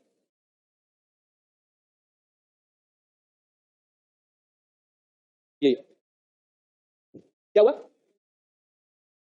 फिनॉल, बातें नहीं, फिनॉल के बारे में काफी कुछ पहले से पता है। फिनॉल थोड़ा सा जीओसी या कोई टॉपिक है जो थोड़ा तेज हो गया था, आइसोमेरिज्म तेज हो गया था, इसके चक्कर में बहुत सारे बच्चे जो है हाँ? लेकिन अगर मुझे विश्वास नहीं होता कि कम समय में आप लोगों की वजह से ये कोर्सेज जो है अब हमारे हाथ में है, इसे जब चाहे हम लोग कंप्लीट कर सकते हैं, एनी टाइम। तो फिर अगर जिस दिन आपकी सुबह से कोई क्लास ना हो, उस दिन सुबह 8 बजे आ जाओ, शाम को 8 बजे तक, फिर नाश्ता वास्ता करते, या तो शाम को 6 बजे, खत्म हो रहा है यार, खत्म बस। क्या चीज, 6:30 तक मेरी क्लास है, वापस 7 बजे से 6:45 से मेरी क्लास है, जल्दी खत्म करो, ये थोड़ा सा बता के फिर खत्म कर देता हूँ, फिर ब्रेक दे दूंगा। देखो, अगर हम फिनॉल के बारे में आपको पहले से पता है, फिनॉल के जो है 3 इंपॉर्टेंट रिएक्शंस हैं जो हमसे पूछे जाते हैं, जो फिनॉल शो करता है। एक तो ये रिडक्शन रिएक्शन शो करता है, दूसरा ऑक्सीडेशन, और तीसरा इलेक्ट्रोफिलिक सब्स्टिट्यूशन रिएक्शन। अच्छा, ये न्यूक्लियोफिलिक रिएक्शन नहीं शो करता, क्यों नहीं करता बताओ जी, बिल्कुल पार्शियल डबल बॉन्ड करेक्टर, पहला रीजन सही है, एक और रीजन और बता दो। देखो, अगर इसके सामने किसी न्यूक्लियोफाइल को लाओगे तो इसको हटाना पड़ेगा, जो कि ये रेजोनेंस की वजह से ये बॉन्ड मजबूत होता है, एक तो ये कारण हो गया। ऊपर से सुन लो, ऊपर से ये जो न्यूक्लियोफाइल है इसके 2 नेचर होते हैं, तो ये बेसिक भी होता है, तो इसके लिए आसान काम होता है इसका H चुराना, तो काय के लिए पंगा लेगा फिर। तो किसी भी न्यूक्लियोफाइल या किसी भी माइनस चार्ज को जैसे इसके पास हम भेजते हैं, वो न्यूक्लियोफिलिक रिएक्शन छोड़ के एसिड बेस रिएक्शन करने लगता है। और क्योंकि इसका जो हाइब्रिड है, आप हाइब्रिड देखिए, इस हाइब्रिड से साफ साफ पता चलता है इसके O पर पॉजिटिव चार्ज नामक बीमारी, इसके असली रूप को देखो, ये ना असली रूप। तो अगर कभी इसके मोहल्ले में न्यूक्लियोफाइल आएगा, कोई भी नेगेटिव चार्ज आएगा, तो कौन पंगा ले यहाँ पे अटैक करे, फालतू में OH को भगाए, सीधा सीधा यहाँ से क्या निकालेगा बताओ, H+।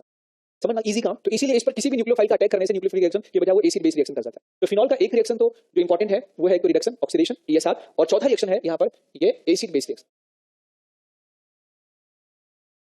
ये मेटल से, तो जितने सारे बेस होंगे, जितने सारे मेटल होंगे, वो हमेशा ये वाला बॉन्ड तोड़ेंगे और वो ऊपर माइनस आ जाएगा, समझ में आ गया, और प्लस फिनॉक्साइड बन जाएगा। ये हम पढ़ चुके हैं, कहां पढ़े अभी, अभी तो पीछे पढ़ा था, reaction involving OH bond breaking, समझ में आ गया। तो वो सारे OH बॉन्ड की ब्रेकिंग जिसमें इन्वॉल्व होता है। अब फिनॉल के बाकी रिएक्शन हमने अभी नहीं पढ़ा, एक रिडक्शन, एक ऑक्सीडेशन। इसके रिडक्शन में क्या, एक रिएक्शन याद रखना, सिर्फ एक रिएक्शन। अगर आप जिंक से रिएक्शन करा देंगे तो ये जिंक ऑक्सीजन चुरा लेगा और बेंजीन बन जाएगा। इसका रिएक्शन अगर विग्रस कंडीशन में H2 और कैटलिस्ट से कर देंगे तो साइक्लोहेक्सेनॉल बन जाएगा। H2 निकल के उपस्थिति में रिएक्शन करा दे, एनसीईआरटी में लिखा नहीं, लेकिन जो लिखा है वो सिर्फ कौन सा लिखा है, जिंक, समझ में आ गया। तो जिंक यहाँ से ऑक्सीजन चुरा के क्या बना देगा, बेंजीन, ये रिडक्शन। और ऑक्सीडेशन एक ही है इसका, इसका अगर ऑक्सीडेशन कर दें, शायद ऑक्सीडेशन दिया होगा, नहीं दिया क्या, हाँ ये दिया ऑक्सीडेशन।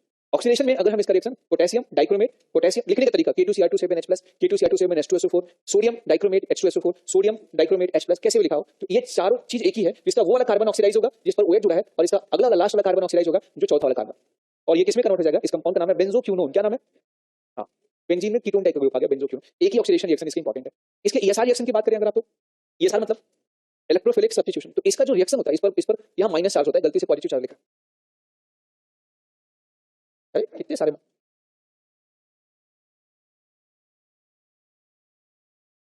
ठीक है। तो अगर हम फिनॉल देखें तो फिनॉल के ऑर्थो और पैरा पे नेगेटिव चार्ज होता है, इसकी रिएक्टिविटी हमेशा बेंजीन से ज्यादा होती है। तो इसमें रिएक्शन कराने के लिए ज्यादा मेहनत नहीं करना पड़ता, मतलब जितना जुगाड़ करना पड़ता है बेंजीन में, उतना जुगाड़ की यहाँ आवश्यकता, वहाँ लुबिक एसिड की जरूरत पड़ती है, यहाँ लुबिक एसिड की भी जरूरत नहीं पड़ती। ये खुद पोलर होता है, तो मॉलिक्यूल को खुद पोलराइज कर देता है, तो ज्यादातर रिएक्शन तो ये अपने आप कर जाता है, बिना कैटलिस्ट के कर जाता है। तो इसमें ESR रिएक्शन बहुत ईजी होता है, बहुत तेज होता है इन कंपेयर टू बेंजीन। पर इस पे इलेक्ट्रोफाइल का अटैक कहाँ होता है बताइए आप लोग, इस पे इलेक्ट्रोफाइल का अटैक कहाँ होगा, जल्दी से, इस पे इलेक्ट्रोफाइल का अटैक कहाँ होगा, ऑर्थो और पैरा। हाँ, अगर हाइड्रोजन बॉन्ड बनने की संभावना है तो ऑर्थो, नहीं तो ज्यादातर केस में पैरा ही होता है।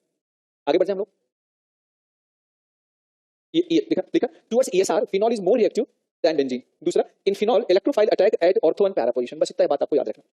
इसके एग्जांपल्स कौन कौन से, जैसे हेलोजिनेशन। अब बेंजीन में हेलोजिनेशन कराने के लिए हमें AlCl3 की आवश्यकता पड़ती थी, क्योंकि AlCl3 हेलोजन के बीच फूट डालता था। AlCl3 क्या करता था, इसको पोलराइज करता था, लेकिन ये खुद पोलर है, तो यहाँ पोलराइज करने की कोई आवश्यकता। तो अगर ब्रोमीन का रिएक्शन आप non polar solvent, less polar solvent, जैसे क्लोरोफॉर्म की उपस्थिति में करा दो, कार्बन डाइसल्फाइड की उपस्थिति में करा दो, CCl4 की प्रेजेंस में करा दो, इससे Br अपने आप टूट जाता है, लेकिन Br थोड़ा कम बनते हैं, Br+ और Br-। इसका Br+ इलेक्ट्रोफाइल बनके इसकी ऑर्थो या पैरा पर अटैक करता है, और Br- न्यूक्लियोफाइल बनके H उड़ाता है। आया समझ में आपको, इसमें पैरा वाला ही मेजर होता है, क्योंकि Br जो होता है ये हाइड्रोजन बॉन्ड नहीं बनाता।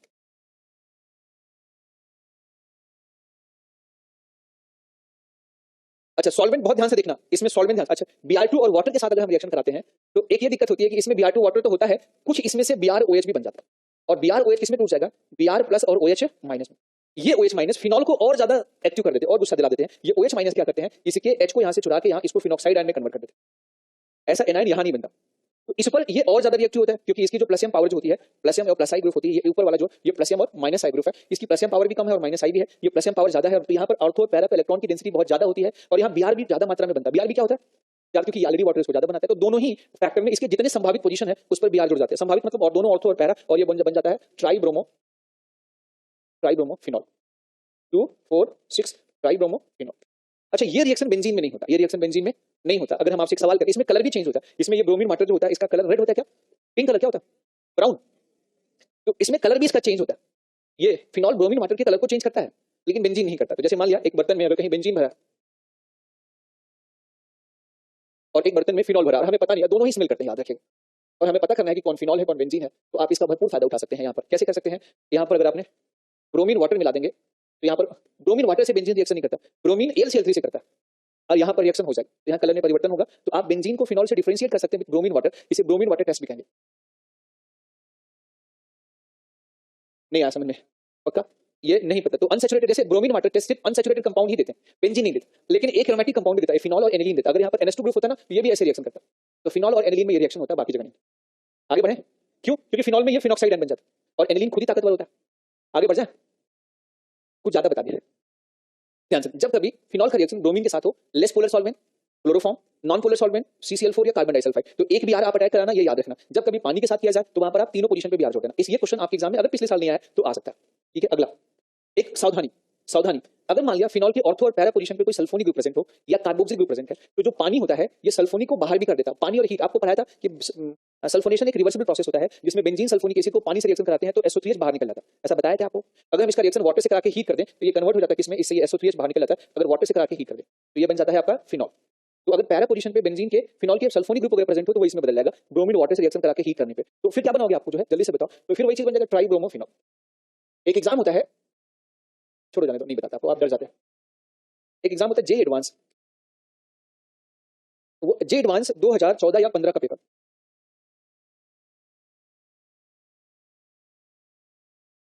मैंने 2 ईयर लिख दिया, तो अगर एक में न मिले तो दूसरा देखना। एग्जैक्ट मुझे याद नहीं क्योंकि सोल्यूशन बनाते हो मुझे याद है। इसमें क्या बनेगा, ऑप्शन ए, इसका रिएक्शन इसके साथ कराएं तो एक ऑप्शन ये दिया था मेजर प्रोडक्ट फॉर्म, ये OH, यहाँ पर SO3H और ये Br है, एक ही ऑप्शन दिया था। दूसरा ये ऑप्शन दिया था, तीसरा ये ऑप्शन दिया था,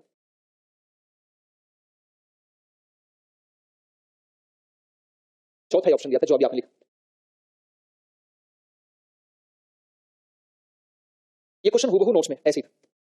क्या बनाएंगे जल्दी से बताओ। Answer should be D. अच्छा, ज्यादातर बच्चों ने कहा यार पैरा पोजीशन तो ब्लॉक है, तो पैरा पे नहीं अटैक करेगा, मतलब दोनों ऑर्थो पे अटैक करेगा। तो ज्यादातर बच्चों ने आंसर लगाया था क्योंकि पैरा तो ब्लॉक है तो इट शुड बी, लेकिन ये ब्लॉक है, इसको हटाता कौन है, ये पानी हटा देता और फिर Br2 को ला देता। क्योंकि बेंजीन सल्फोनिक एसिड, अब आपको यहाँ पे 2 रिएक्शन पूछ लिया कि बेंजीन सल्फोनिक एसिड का सल्फोनेशन जो होता है वो रिवर्सिबल प्रोसेस होता है और बेंजीन सल्फोनिक एसिड बेंजीन में बदल जाता है, मतलब पानी से रिएक्शन करे, और प्लस फिनॉल का सल्फोनेशन भी आपको आना चाहिए, फिनॉल का ब्रोमिनेशन आना चाहिए। तो अगर दोनों रिएक्शन में से एक भी मिसिंग है तो फिर क्वेश्चन नहीं हो पाएगा। इतना ही फर्क होता है जेई में और नीट में। जी मंगा लीजिए, समोसे की कटोरी मंगाए, अम्बे वाली से मंगाइए, ला दिए, और थैंक यू, ला दीजिए। आप लोग ज्यादा मेहनत कर रहे हैं। ये ब्रेक मांग रहे थे, मैंने कहा 2 मिनट वेट करो। ये हो अगला। तो चलिए हम सुनो, लेकिन प्लीज इसका ये फायदा ना हो कि क्लास डिस्टर्ब हो। वो धीरे धीरे भैया सॉस वगैरह सब दे देने को है ना, वो सास वगैरह दे देना सब इनको। ओके अच्छा मेरी बात सुने, चलो 5 मिनट का ब्रेक, खा लो फट से कचौड़ी, और 6:30 पे छोड़ूंगा मैं, आधे घंटे और पढ़ाऊं, जल्दी से कचौड़ी खा लो।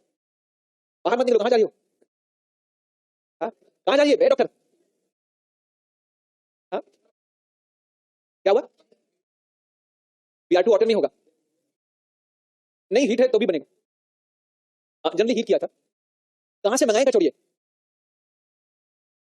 ये अम्बे की कचौड़ी है, तब तो मैं भी खा लूंगा, मेरे लिए भी है कि नहीं एक आपको। अच्छा 2-2 खाना था क्या,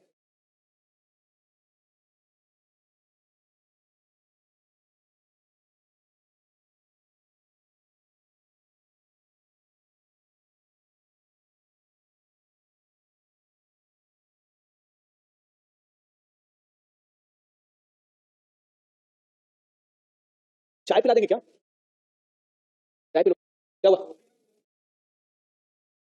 हो गया स्टार्ट। देखो nitration, next electrophilic reaction of phenol में है नाइट्रेशन।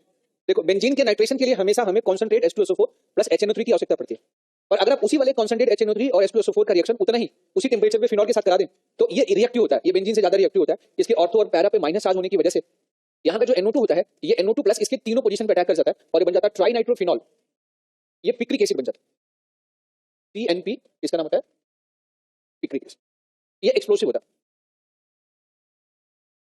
तो ढेर सारे इलेक्ट्रॉन विड्रॉइंग ग्रुप बिल्कुल पास होते हैं ना, बहुत सारे, जिसकी वजह से एक्सप्लोसिव, और समझ में आ गया ओके। लेकिन अगर आप चाहते हैं कि नहीं इसमें एक ही नाइट्रो ग्रुप हमें जोड़ना है तो फिर आपको NO2 कम बनाना पड़ेगा। NO2 कम तब बनेगा जब आप डाइल्यूट HNO3 लेंगे, तो डाइल्यूट HNO3 लेंगे तो ये बन जाएगा NO2 प्लस। अब एनसीईआरटी ने जो लिखा है हमें उतना ही लिखना, ठीक है, तो ये बन जाएगा ऑर्थो नाइट्रो और पैरा नाइट्रो। इसमें ऑर्थो वाले की मात्रा ज्यादा होगी, क्यों ज्यादा होती है, क्योंकि हाइड्रोजन बॉन्ड बन जाता है। नेक्स्ट सल्फोनेशन करते हैं, तो सल्फोनेशन में जो होता है टेम्परेचर डिपेंडेंट प्रोडक्ट बनता है, क्योंकि सल्फोनेशन जो होता है वो एक रिवर्सिबल प्रोसेस है। तो लो टेम्परेचर पे अटैक तो ऑर्थो पे होता है हाइड्रोजन बॉन्डिंग की वजह से, परंतु जब टेम्परेचर हम बढ़ाते हैं तो ये SO3H यहाँ से डीसल्फोनेट हो जाता है, फिर ये पैरा पे अटैक कर जाता है। आया समझ में आपको, तो लो टेम्परेचर पे ऑर्थो जो है पे अटैक होगा और हाई टेम्परेचर पे पैरा पे major. Next reaction with NaNO2 plus HCl या एक्वस HNO2। अब मैं आपको बताऊं कि NaNO2 प्लस HCl को रिएक्शन अगर कराते हैं तो ये इससे प्राप्त होता है नाइट्रोसो नामक इलेक्ट्रोफाइल, नाइट्रोसो बनेगा प्लस वाटर बनेगा और प्लस NaCl बनेगा। ये नाइट्रोसो जो है इसके ऑर्थो और पैरा पोजीशन पे अटैक कर सकता है, ये पैरा पे ज्यादातर अटैक करता है और ये पैरा नाइट्रोसो फिनॉल बनता है और तुरंत इसके अंदर टाइटोमेरिज्म हो जाता है और ये टाइटोमेराइज होकर इस कंपाउंड में कन्वर्ट हो जाता है। इसे नाइट्रोसेशन रिएक्शन कहते हैं। ये कैसे बनता है ये मैं आगे आपको बता दूं। देखो अगर आप HCl और NaNO2 को साथ लेते हैं, ये H प्लस और Cl माइनस और ये NaNO2, ये पहले आपस में रिएक्शन करेंगे। बताइए Cl किससे जुड़ेगा, Na के साथ, क्या बना देगा, बोलो, NaCl और प्लस क्या बना देगा, HNO2। और ये जो HNO2 है इस मोहल्ले में जो बचा हुआ HCl होगा उसके साथ HNO2 रिएक्ट कर सकते। HCl से निकलेगा H प्लस और Cl माइनस, ये ऑक्सीजन के लोन पेयर से जुड़ जाएगा, नाइट्रिक एसिड बदल जाएगा प्रोटोनेटेड नाइट्रिक एसिड में और ये बन जाएगा H3O plus H2O plus NO और प्लस आपका Cl माइनस। फिर वापस ये ऑक्सीजन इस बॉन्ड को छीन के भाग जाएगा,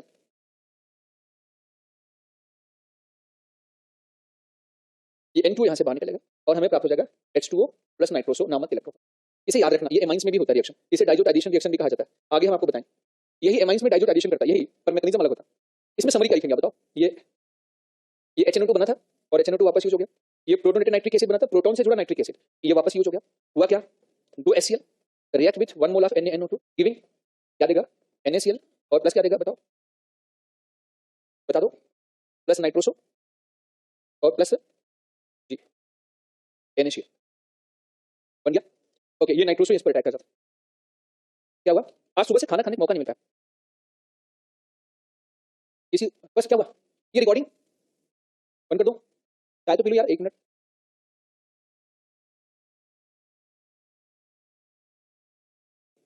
हाँ इधर बेटा, हाँ ये दोनों इक्विलिब्रियम में रहते हैं, ये भी रहता है ये भी रहता है, ज्यादातर तो यही रहता है पर वो भी पाया जाता है थोड़ा सा मात्रा, मतलब ये भी बनता है ये भी बनता है। इसके ऑप्शन पूछे विच क्या क्या बनेगा, तो दोनों बनेंगे, मेजर तो यही रहता है। नेक्स्ट, अच्छा फ्राइज रिएजमेंट, ये not in NCERT but questions पूछे जाएंगे आईटीएस में और जगहों पे आएंगे। फ्राइज रिएजमेंट क्या होता है कि अगर हम बात नहीं, phenyl ester of carboxylic acid, ये कार्बोक्सिलिक एसिड का फिनाइल एस्टर है, phenyl ester of carboxylic acid को अगर हम AlCl3 की उपस्थिति में हीट करें और टेंपरेचर अगर हम ज्यादा रखें 160 डिग्री सेल्सियस, ठीक है, ये बॉन्ड ऐसे टूट जाएगा, AlCl3 की मदद से टूटेगा, ठीक है, यहाँ पर माइनस आएगा यहाँ पर प्लस आएगा और ये इलेक्ट्रोफाइल बनकर इसकी ऑर्थो पोजीशन पर अटैक कर जाएगा ऐसे, और ऑर्थो का हाइड्रोजन इसके पास चला जाएगा। अगर टेंपरेचर 60 डिग्री सेल्सियस है तो आपका ये बनेगा, हाई टेंपरेचर पे TCP बनता है, थर्मोडायनेमिकली कंट्रोल प्रोडक्ट, मतलब जो मोर स्टेबल प्रोडक्ट होता है, ये मोर स्टेबल प्रोडक्ट है, ये बनता है। आया समझ में आपको? तो ये फ्राइज रिएजमेंट है, नॉट इन एनसीईआरटी, लेकिन इसे क्वेश्चंस पूछे जाते हैं, ये एनसीईआरटी से क्वेश्चंस बनते हैं। क्वेश्चन कैसे बनेंगे? एक क्वेश्चन में पूछ के आपसे देखो कि अगर हमने फिनॉल ले लिया,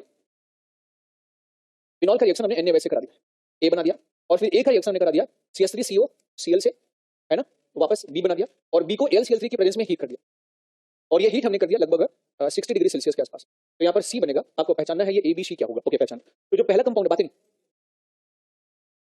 C प्लस D बनेगा और C मेजर, तो आइडेंटिफाई ABC बता देंगे आप लोग, तो बस समझ गए आप लोग। यहाँ पर बन जाएगा सोडियम फिनॉक्साइड है और ये न्यूक्लियोफाइल बनके यहाँ पर अटैक करेगा, ये बन जाएगा फिनाइल एस्टर। अब इसमें ऑर्थो भी बनेगा और पैरा भी बनेगा, बट मेजर कौन होगा? पैरा और माइनर। हो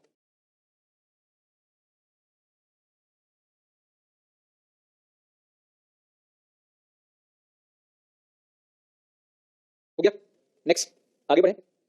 अच्छा ये कैसे होता है, इसकी मैकेनिज्म की आवश्यकता नहीं, अगर आपको तो मैं बताऊं।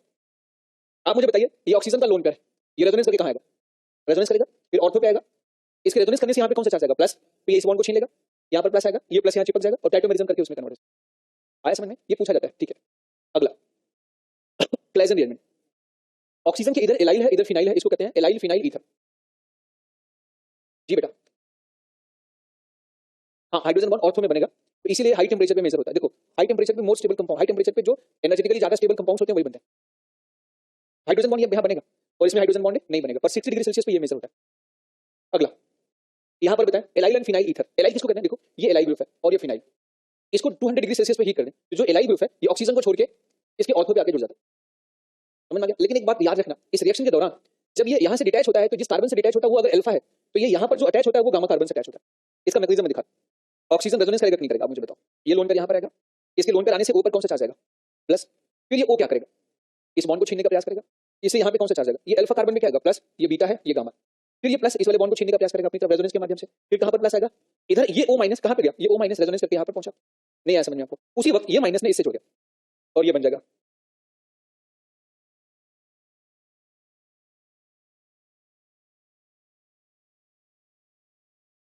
ये बन, ये आप याद करिए, ये ऐसा कंपाउंड नहीं दिख रहा आपको, इट्स लुकिंग, ये ऐसा कंपाउंड नहीं जो आपने टाइटोमेरिज्म में पढ़ा था, ये ऐसे नहीं दिख रहा आपको, इसी से मिलता जुलता नहीं है, जो कि तुरंत फिनॉल में कन्वर्ट हो जाता है। 99.9% फिनॉल होता है, 0.01% जो होता है ये फॉर्म, याद आ गया आपको? वैसे यहाँ पे दिख रहा है, तुरंत ये टाइटोमेराइज हो जाता है। और ट्राई टाइटोमेरिज्म, कौन सा टाइटोमेरिज्म? ट्राई टाइटोमेरिज्म द्वारा, ये एनसीईआरटी में भी रिएक्शन नहीं है लेकिन पूछा जाता है। ये वाला बॉन्ड टूट यहाँ पर आएगा, ठीक है, ये वाला बॉन्ड यहाँ पर आएगा और ये ओ से जाके जुड़,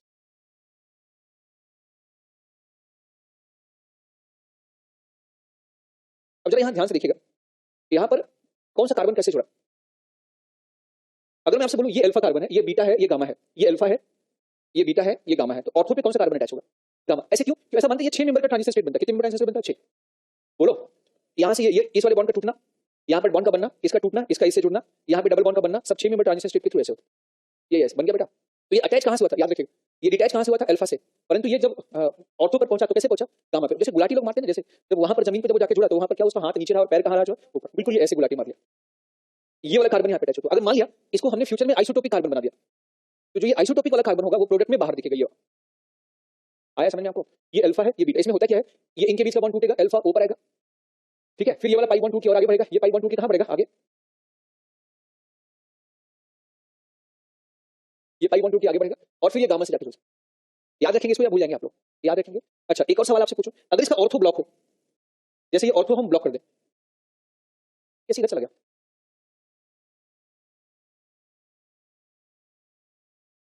ये तो फिजिक्स वाला भी जो है। हाँ,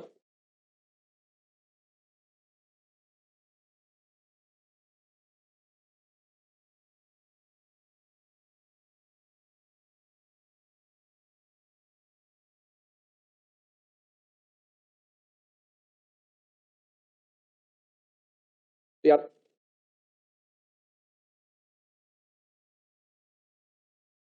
क्या हुआ?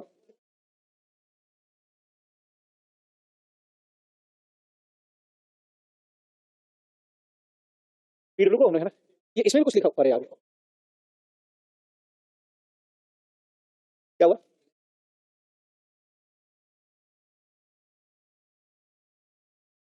कहाँ गए सब महारथी लोग? ये सब एक खाली। अब समझ में आया कि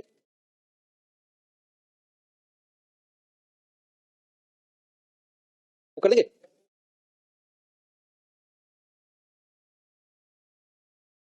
चलो इधर बता दो, नए पेज पे। ठीक है, अब अगर मान लो ऑर्थो ब्लॉक,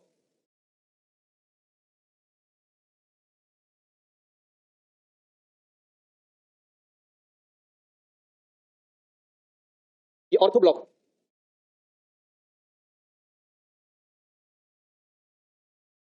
तो क्या होगा? सेम रिएक्शन होगा ऐसे ही। आपको बता दूं, तब ये वाला जो ग्रुप है ना, ये इसके पैरा पे आ जाए ऑर्थो पर से। लेकिन इस केस में ये उसी कार्बन द्वारा जुड़ेगा जिस कार्बन से डिटैच होगा।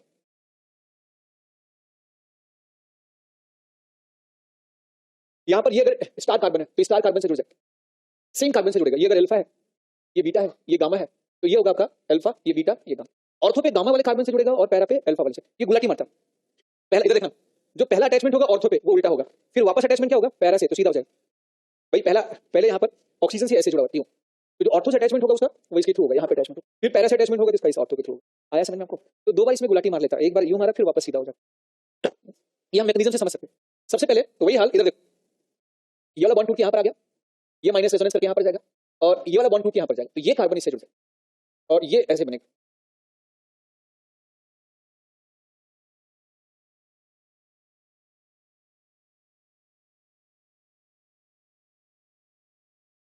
अब ध्यान से देखना, ये टाइटोमेरिज्म नहीं करेगा। क्यों नहीं करेगा टाइटोमेरिज्म? क्योंकि इस कार्बन पे हाइड्रोजन है। अब जब टाइटोमेरिज्म नहीं करेगा तो फिर से वही कहानी, ऐसे बॉन्ड वापस। अभी किससे जुड़ा था? ये आपका अल्फा था, ये बीटा था, ये गामा था, ये गामा से जुड़ा है, ये बीटा है, ये अल्फा। वापस फिर से इस बॉन्ड में ब्रेकिंग होगी, सेम मेथड से वैसी ब्रेकिंग यहाँ पे होगी फिर से।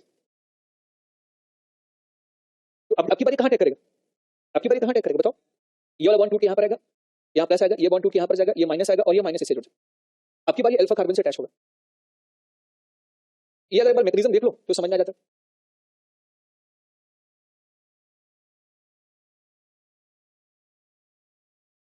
इसमें टाइटोमेरिज्म होगा कि नहीं होगा?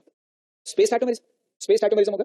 और स्पेस टाइटोमेरिज्म में ये वाला बॉन्ड टूट यहाँ पर जाएगा, ये यहाँ जाएगा, ये यहाँ जाएगा और इस पे जाके एच हो।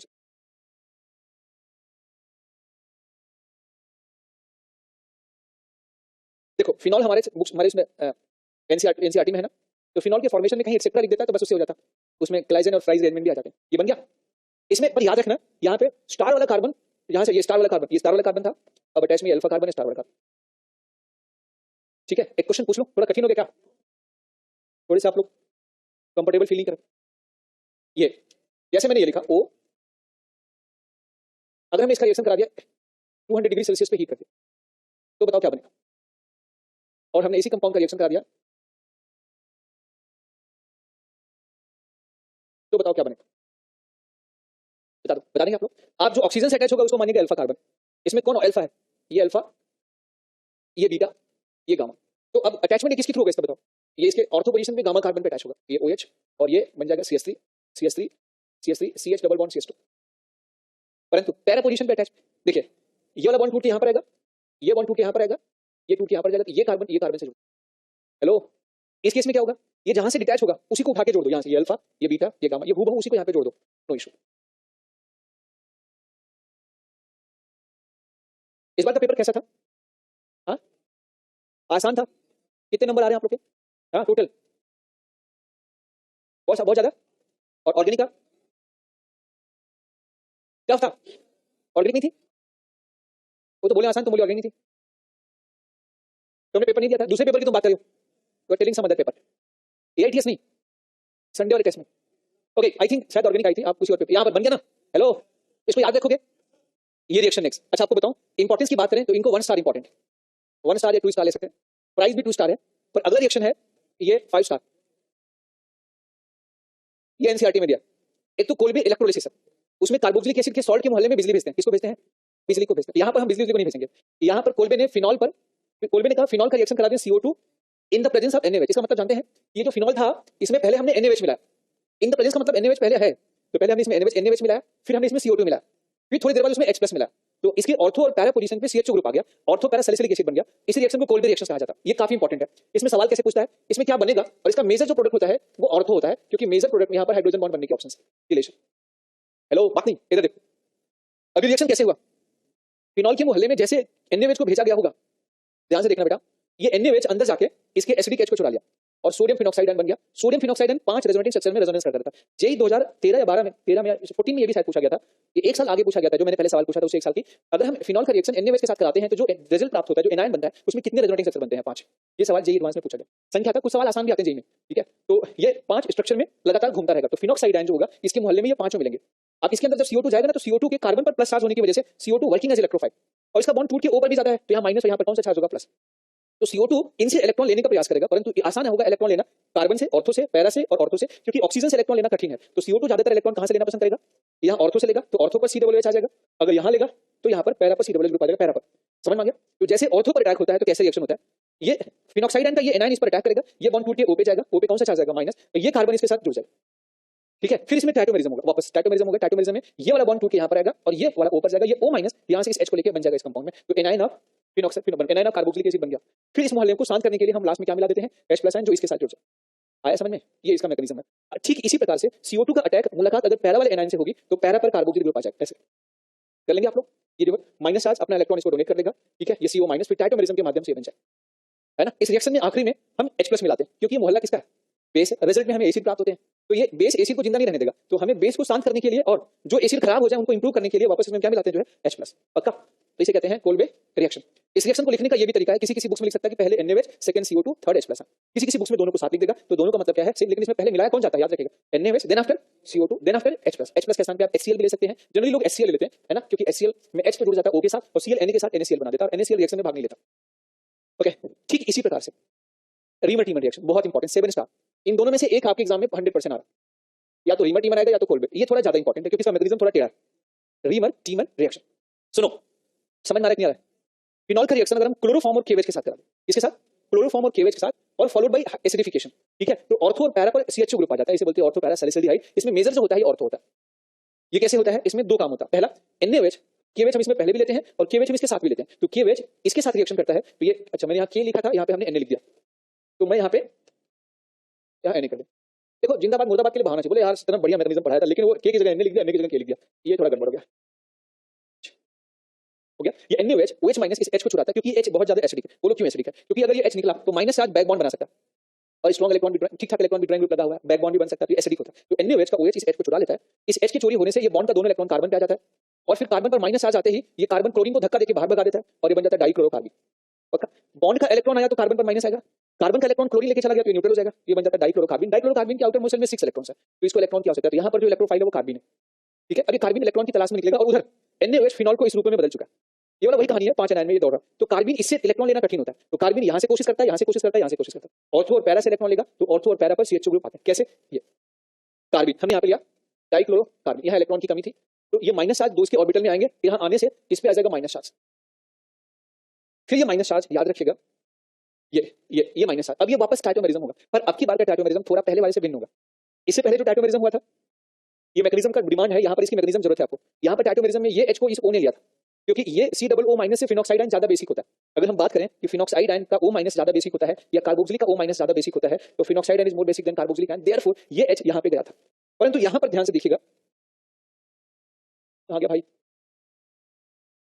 यहाँ पर नेक्स्ट यहाँ पर माइनस कार्बन पर है और ये माइनस ये वाला बॉन्ड टूट के यहाँ पर आएगा तो एक माइनस O पर आएगा, तो O माइनस ज्यादा बेसिक है या कार्बन, तो ये H इसके पास है, ऊपर O माइनस आ जाएगा तो आ जाएगा O माइनस CHCl।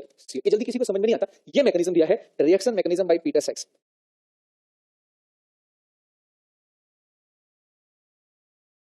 ये आपके एग्जाम में आ सकता है, reamer teamer is very important reactions, तो इसमें पूछा जाता है, याद रखना, ठीक है। मैकेनिज्म भी पूछ सकता है, कुछ भी पूछ सकता है, इसके मैकेनिज्म को आप एक दो बार लिख लें, ठीक है। आगे फिर वापस अब NaOH यहीं पर प्रेजेंट है, तो अब NaOH को OH यहाँ अटैक करेगा नहीं, दो NaOH क्या करेंगे, दो NaOH इस Cl पर अटैक करेंगे और यहाँ को हटा के यहाँ पे दो OH कर देंगे, यहाँ पर माइनस है और एक कार्बन पे दो OH, सुना है उस कंपाउंड अनस्टेबल होता है, तुरंत इसे क्या बाहर निकलेगा, पानी, और ये बन जाएगा एल्डिहाइड। वो घड़ी आ गई जिसका आपको क्या था, ठीक है। अब फाइनली ये एनायन जो बना, इस एनायन में आपको इसको न्यूट्रल करने के लिए इसमें मिलाना पड़ता है H+ आयन, तो ये बन जाता है ऑर्थो पोजीशन पे। एडवांस का बहुत अच्छा सवाल पूछा गया था, मोस्ट ऑफ द बच्चे गलत किए थे, पर मैं अब आपको नहीं बताऊंगा क्योंकि उस वो मैकेनिज्म से रिलेटेड था, इतना टफ आपके एग्जाम में पूछे जाने के चांसेस नहीं। जे एडवांस 2016 या 17 का पेपर में पूछा गया। वैसे आप कर सकते हैं, यू कैन डू, आप चाहें तो कर सकते हैं। देखना चाहेंगे कैसे करते हैं तो अभी नहीं पूछूंगा, फिर अगले दिन पूछूंगा, ठीक है।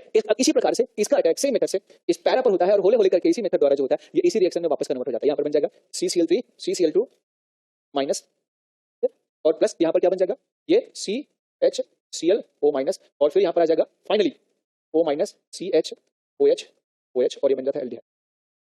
अनावश्यक आपको परेशान करना नहीं चाहता, लेकिन ये मैकेनिज्म बताते हैं आपको। जो बातें याद रखनी है वो याद रखनी है कि इसमें इंटरमीडिएट, इसमें इलेक्ट्रोफाइल क्या, इलेक्ट्रोफाइल डाइक्लोरोकार्बिन, ठीक है।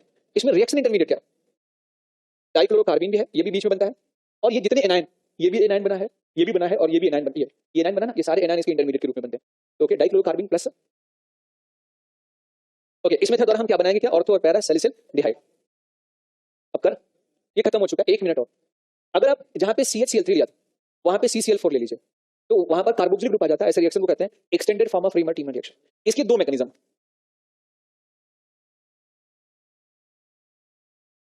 मैकेनिज्म टू छोटा मैकेनिज्म, ये मैं डायरेक्ट बता दूं। अच्छा बताइए, CCl4 और NaOH अगर मिलेंगे आपस में तो ये क्या होगा, अगर 4 NaOH मिला दिया तो क्या होगा, 4 OH आ जाएंगे, बोलो, और एक कार्बन पे 4 OH, यहां से क्या बाहर निकालने बता दो, दो पानी बाहर निकाल दे यहां से, है ना, एक ये OH, ठीक है, और दूसरा ये OH, दो पानी, एक CO2। अच्छा CO2 बन गया, और अब बताओ फिनॉल, इसका रिएक्शन करेंगे तो CO2 और KOH बन जाएगा। तो अभी भी आपने पढ़ा था CO2 और KOH के साथ रिएक्शन करते हैं तो कोई भी रिएक्शन होता है ना, तो COOH आ जाए, याद रखेंगे आप लोग। इसके आगे पढ़ेंगे नेक्स्ट लेक्चर में, ये है बेकेलाइट फॉर्मेशन, या ये छोड़ो बस इतना ही। तो आज का लेक्चर यहीं पे खत्म करते हैं, 45 पेज से लेकर के 3-4 पेज बचा है बस, ये चैप्टर खत्म होने वाला, बस 3 रिएक्शन बचे 5 मिनट के, करा दो। नेक्स्ट ये reaction with benzene diazonium chloride. देखो फिनॉल के ऑर्थो पैरा पे माइनस चार्ज होता है, आपने पढ़ा है कि कोई भी ऐसा स्पीसीज जहां इलेक्ट्रोफाइल होता है वो इसके नजदीक आएगा तो इससे रिएक्शन कर सकता है। बेंजीन डाइसोनियम क्लोराइड एक इलेक्ट्रोफाइल की तरह भी बिहेव करता है, क्योंकि बेंजीन डाइसोनियम क्लोराइड ये इन दोनों स्ट्रक्चर में रेजोनेंस करता रहता है। इसके इस स्ट्रक्चर में सबका ऑक्टेट पूरा है, यहाँ पर सबके ऑक्टेट पूरे, परंतु इस स्ट्रक्चर में इसमें किनारे वाला नाइट्रोजन के पास 6 इलेक्ट्रॉन्स है, इट वर्किंग एज इलेक्ट्रोफाइल। तो अगर हम फिनॉल का रिएक्शन बेंजीन डाइसोनियम क्लोराइड के साथ करा दें तो किनारे वाला नाइट्रोजन जिसको 6 इलेक्ट्रॉन की आवश्यकता है, ये इलेक्ट्रोफाइल बनकर इसकी ऑर्थो और पैरा पोजीशन पे अटैक कर जाता है। परंतु मेजर अटैक पैरा पर होता है क्योंकि पैरा पर भीड़ क्या होती है कम, और ये बन जाता है ऑरेंज कलर की डाई। वो जो पेंट या कलरिंग कंपाउंड कपड़ों को कलर करने के लिए ऑरेंज कलर होता है वो यही डाई होता है, जिसे कहते हैं कार्बन का पैरा पोजीशन पे अटैचमेंट।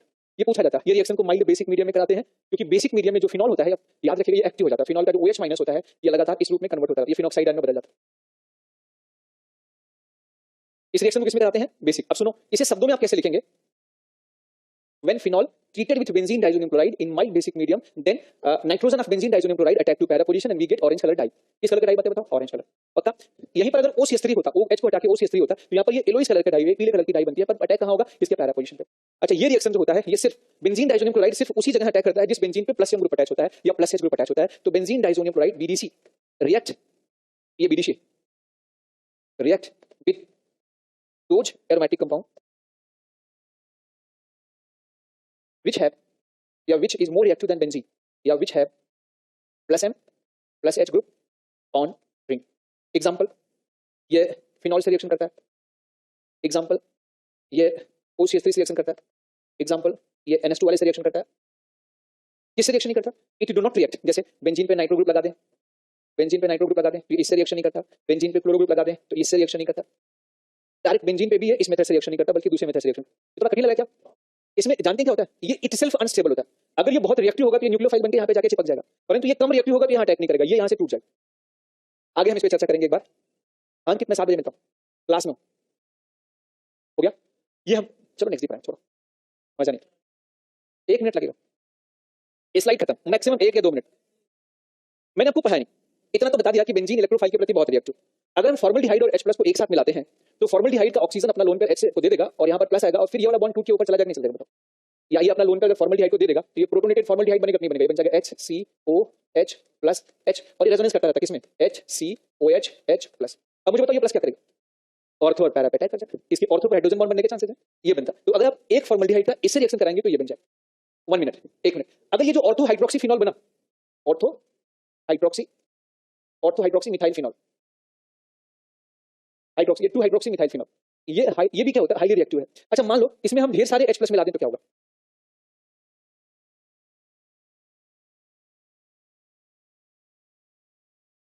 ये समझा रहा हूं, फिर इसको मैं मिटा दूंगा, इसको मिटा दूंगा मैं. फिर तो PDF वाले बेचारे, जैसे मैंने लिखा OH,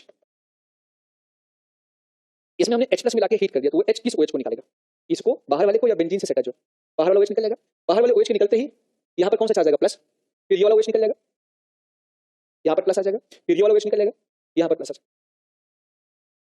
इस कंपाउंड में अगर इसके 100 मॉलिक्यूल हैं, उसमें आपने 100 H2SO4 मिला दिया तो 100 केटायन बनेंगे. अब इन केटायन को स्टेबल होना कैसे होगा? स्टेबल, ये केटायन इस पर अटैक कर जाएगा, ये केटायन इस पर, और एक लंबी कार्बन चेन बन जाएगी फिनॉल फॉर्मल्डिहाइड. ये बन जाएगा नोवोलैक पॉलीमर. क्या बन जाएगा? जो है नोवोलैक. तो जो कॉम्ब होता है ना, कंघिया, जिसे आप, महंगी कंघिया होती है जो आप लोग यूज करते हैं, हम लोग तो 3, 4, 5 रुपए वाली यूज करते हैं. 10 एक जो 200-300 रुपए की महंगी कंघी आती है ना, पॉलीमर की होती है. अरे मेरे को पता चला एक बार वाइफ ने कहा कि मेरे को कंघी की दुकान पे लेके गए, कंघी खरीदना है वाली. मैंने कहा कितनी की होगी? 10-20 रुपए की. बोला 350 रुपए की. तो क्या रखा भाई इसमें कंघी में? तो मेरा वाला देख 10 रुपए में काम करती है. तो फिर मुझे पता लगा वो नोवोलैक पॉलीमर थी. कौन सी पॉलीमर था बताओ? वो नोवोलैक पॉलीमर. ये जो रेडियो के केसेस होते हैं, मोबाइल कैमरा, इन सब के केसेस होते हैं, कैमरा के, रेडियो के, टीवी जो पहले बनती थी ना, बड़ी बड़ी बॉक्स टीवी, उसके जो बॉडी है नोवोलैक पॉलीमर का बनता है. ये लाइट होता है समझ में, और मजबूत होता है. ये नोवोलैक. अच्छा कोई पूछे नोवोलैक पॉलीमर लीनियर पॉलीमर है? लीनियर पॉलीमर है. पहली बात, किसका बना है? फिनॉल और फॉर्मल्डिहाइड. हेलो, इस नोवोलैक पॉलीमर में ये दोनों ऑर्थो ब्लॉक हो गया, परंतु ये पैरा अभी खाली है. पैरा खाली है, नहीं खाली है. इसमें फिर से ये नोवोलैक पॉलीमर में फिर से फॉर्मल्डिहाइड और एसिड भेज दो. फॉर्मल्डिहाइड और H2SO4 मिला दो, H+ या H2SO4. अब मुझे बताओ ये फॉर्मल्डिहाइड कहां अटैक करेगा? फिर से इसके पैरा पर अटैक करेगा, ये बन जाएगा. फिर इसमें ये जो बना, इसमें फिर से नोवोलैक मिला दो, इसमें फिर से वापस क्या मिला दो? नोवोलैक और H+. अच्छा इसमें H+ मिलाओगे तो क्या होगा? ये नोवोलैक में आपने फॉर्मल्डिहाइड बना के बना दिया, इसमें आपने H+ मिला दिया. बताओ ये H क्या करेगा? ये सारे OH को हटा देगा. अरे बोलो, यहाँ कौन सा चार्ज आएगा? प्लस. और इधर से इस पे नोवोलैक अटैक कर, नोवोलैक क्या होगा? इसका अपोजिट फॉर्म होगा. नोवोलैक कैसे होगा?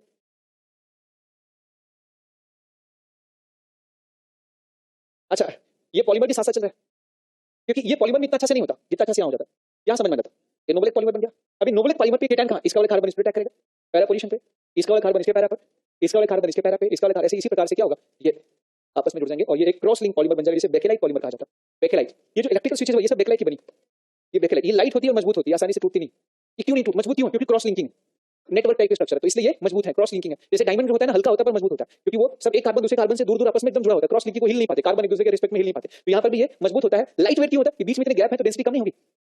ये हल्के और मजबूत पॉलीमर्स बनते हैं, बेकेलाइट. अच्छा बताओ लीनियर पॉलीमर कौन है? नोवोलैक या बेकेलाइट? अच्छा क्रॉस लिंकिंग, ओके. और नोवोलैक और बेकेलाइट किससे बनता है? फिनॉल से, एनिलीन से. फिनॉल और फॉर्मल्डिहाइड का पॉलीमर. खत्म कहानी. ये सिंथेटिक पॉलीमर है, नेचर में पाया जाता है. ये पेड़ पौधे में से निकलता है या इसे सिंथेटिक? खत्म कहानी.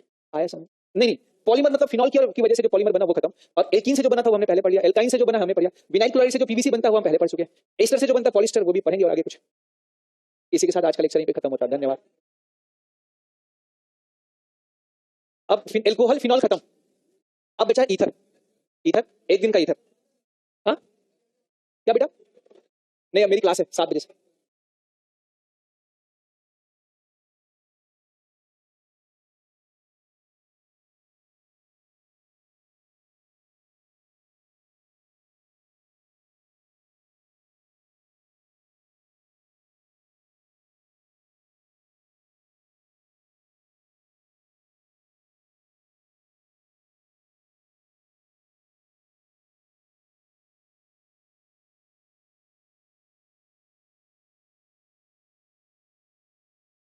कैसे? आगे।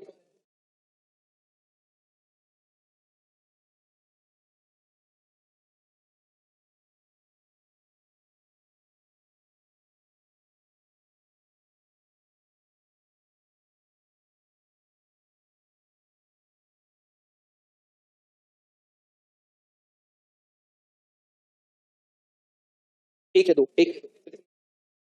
नहीं, वो मेरा नेम रिएक्शन, तो उसमें देख लेना, मेरा जो यूट्यूब पे है ना,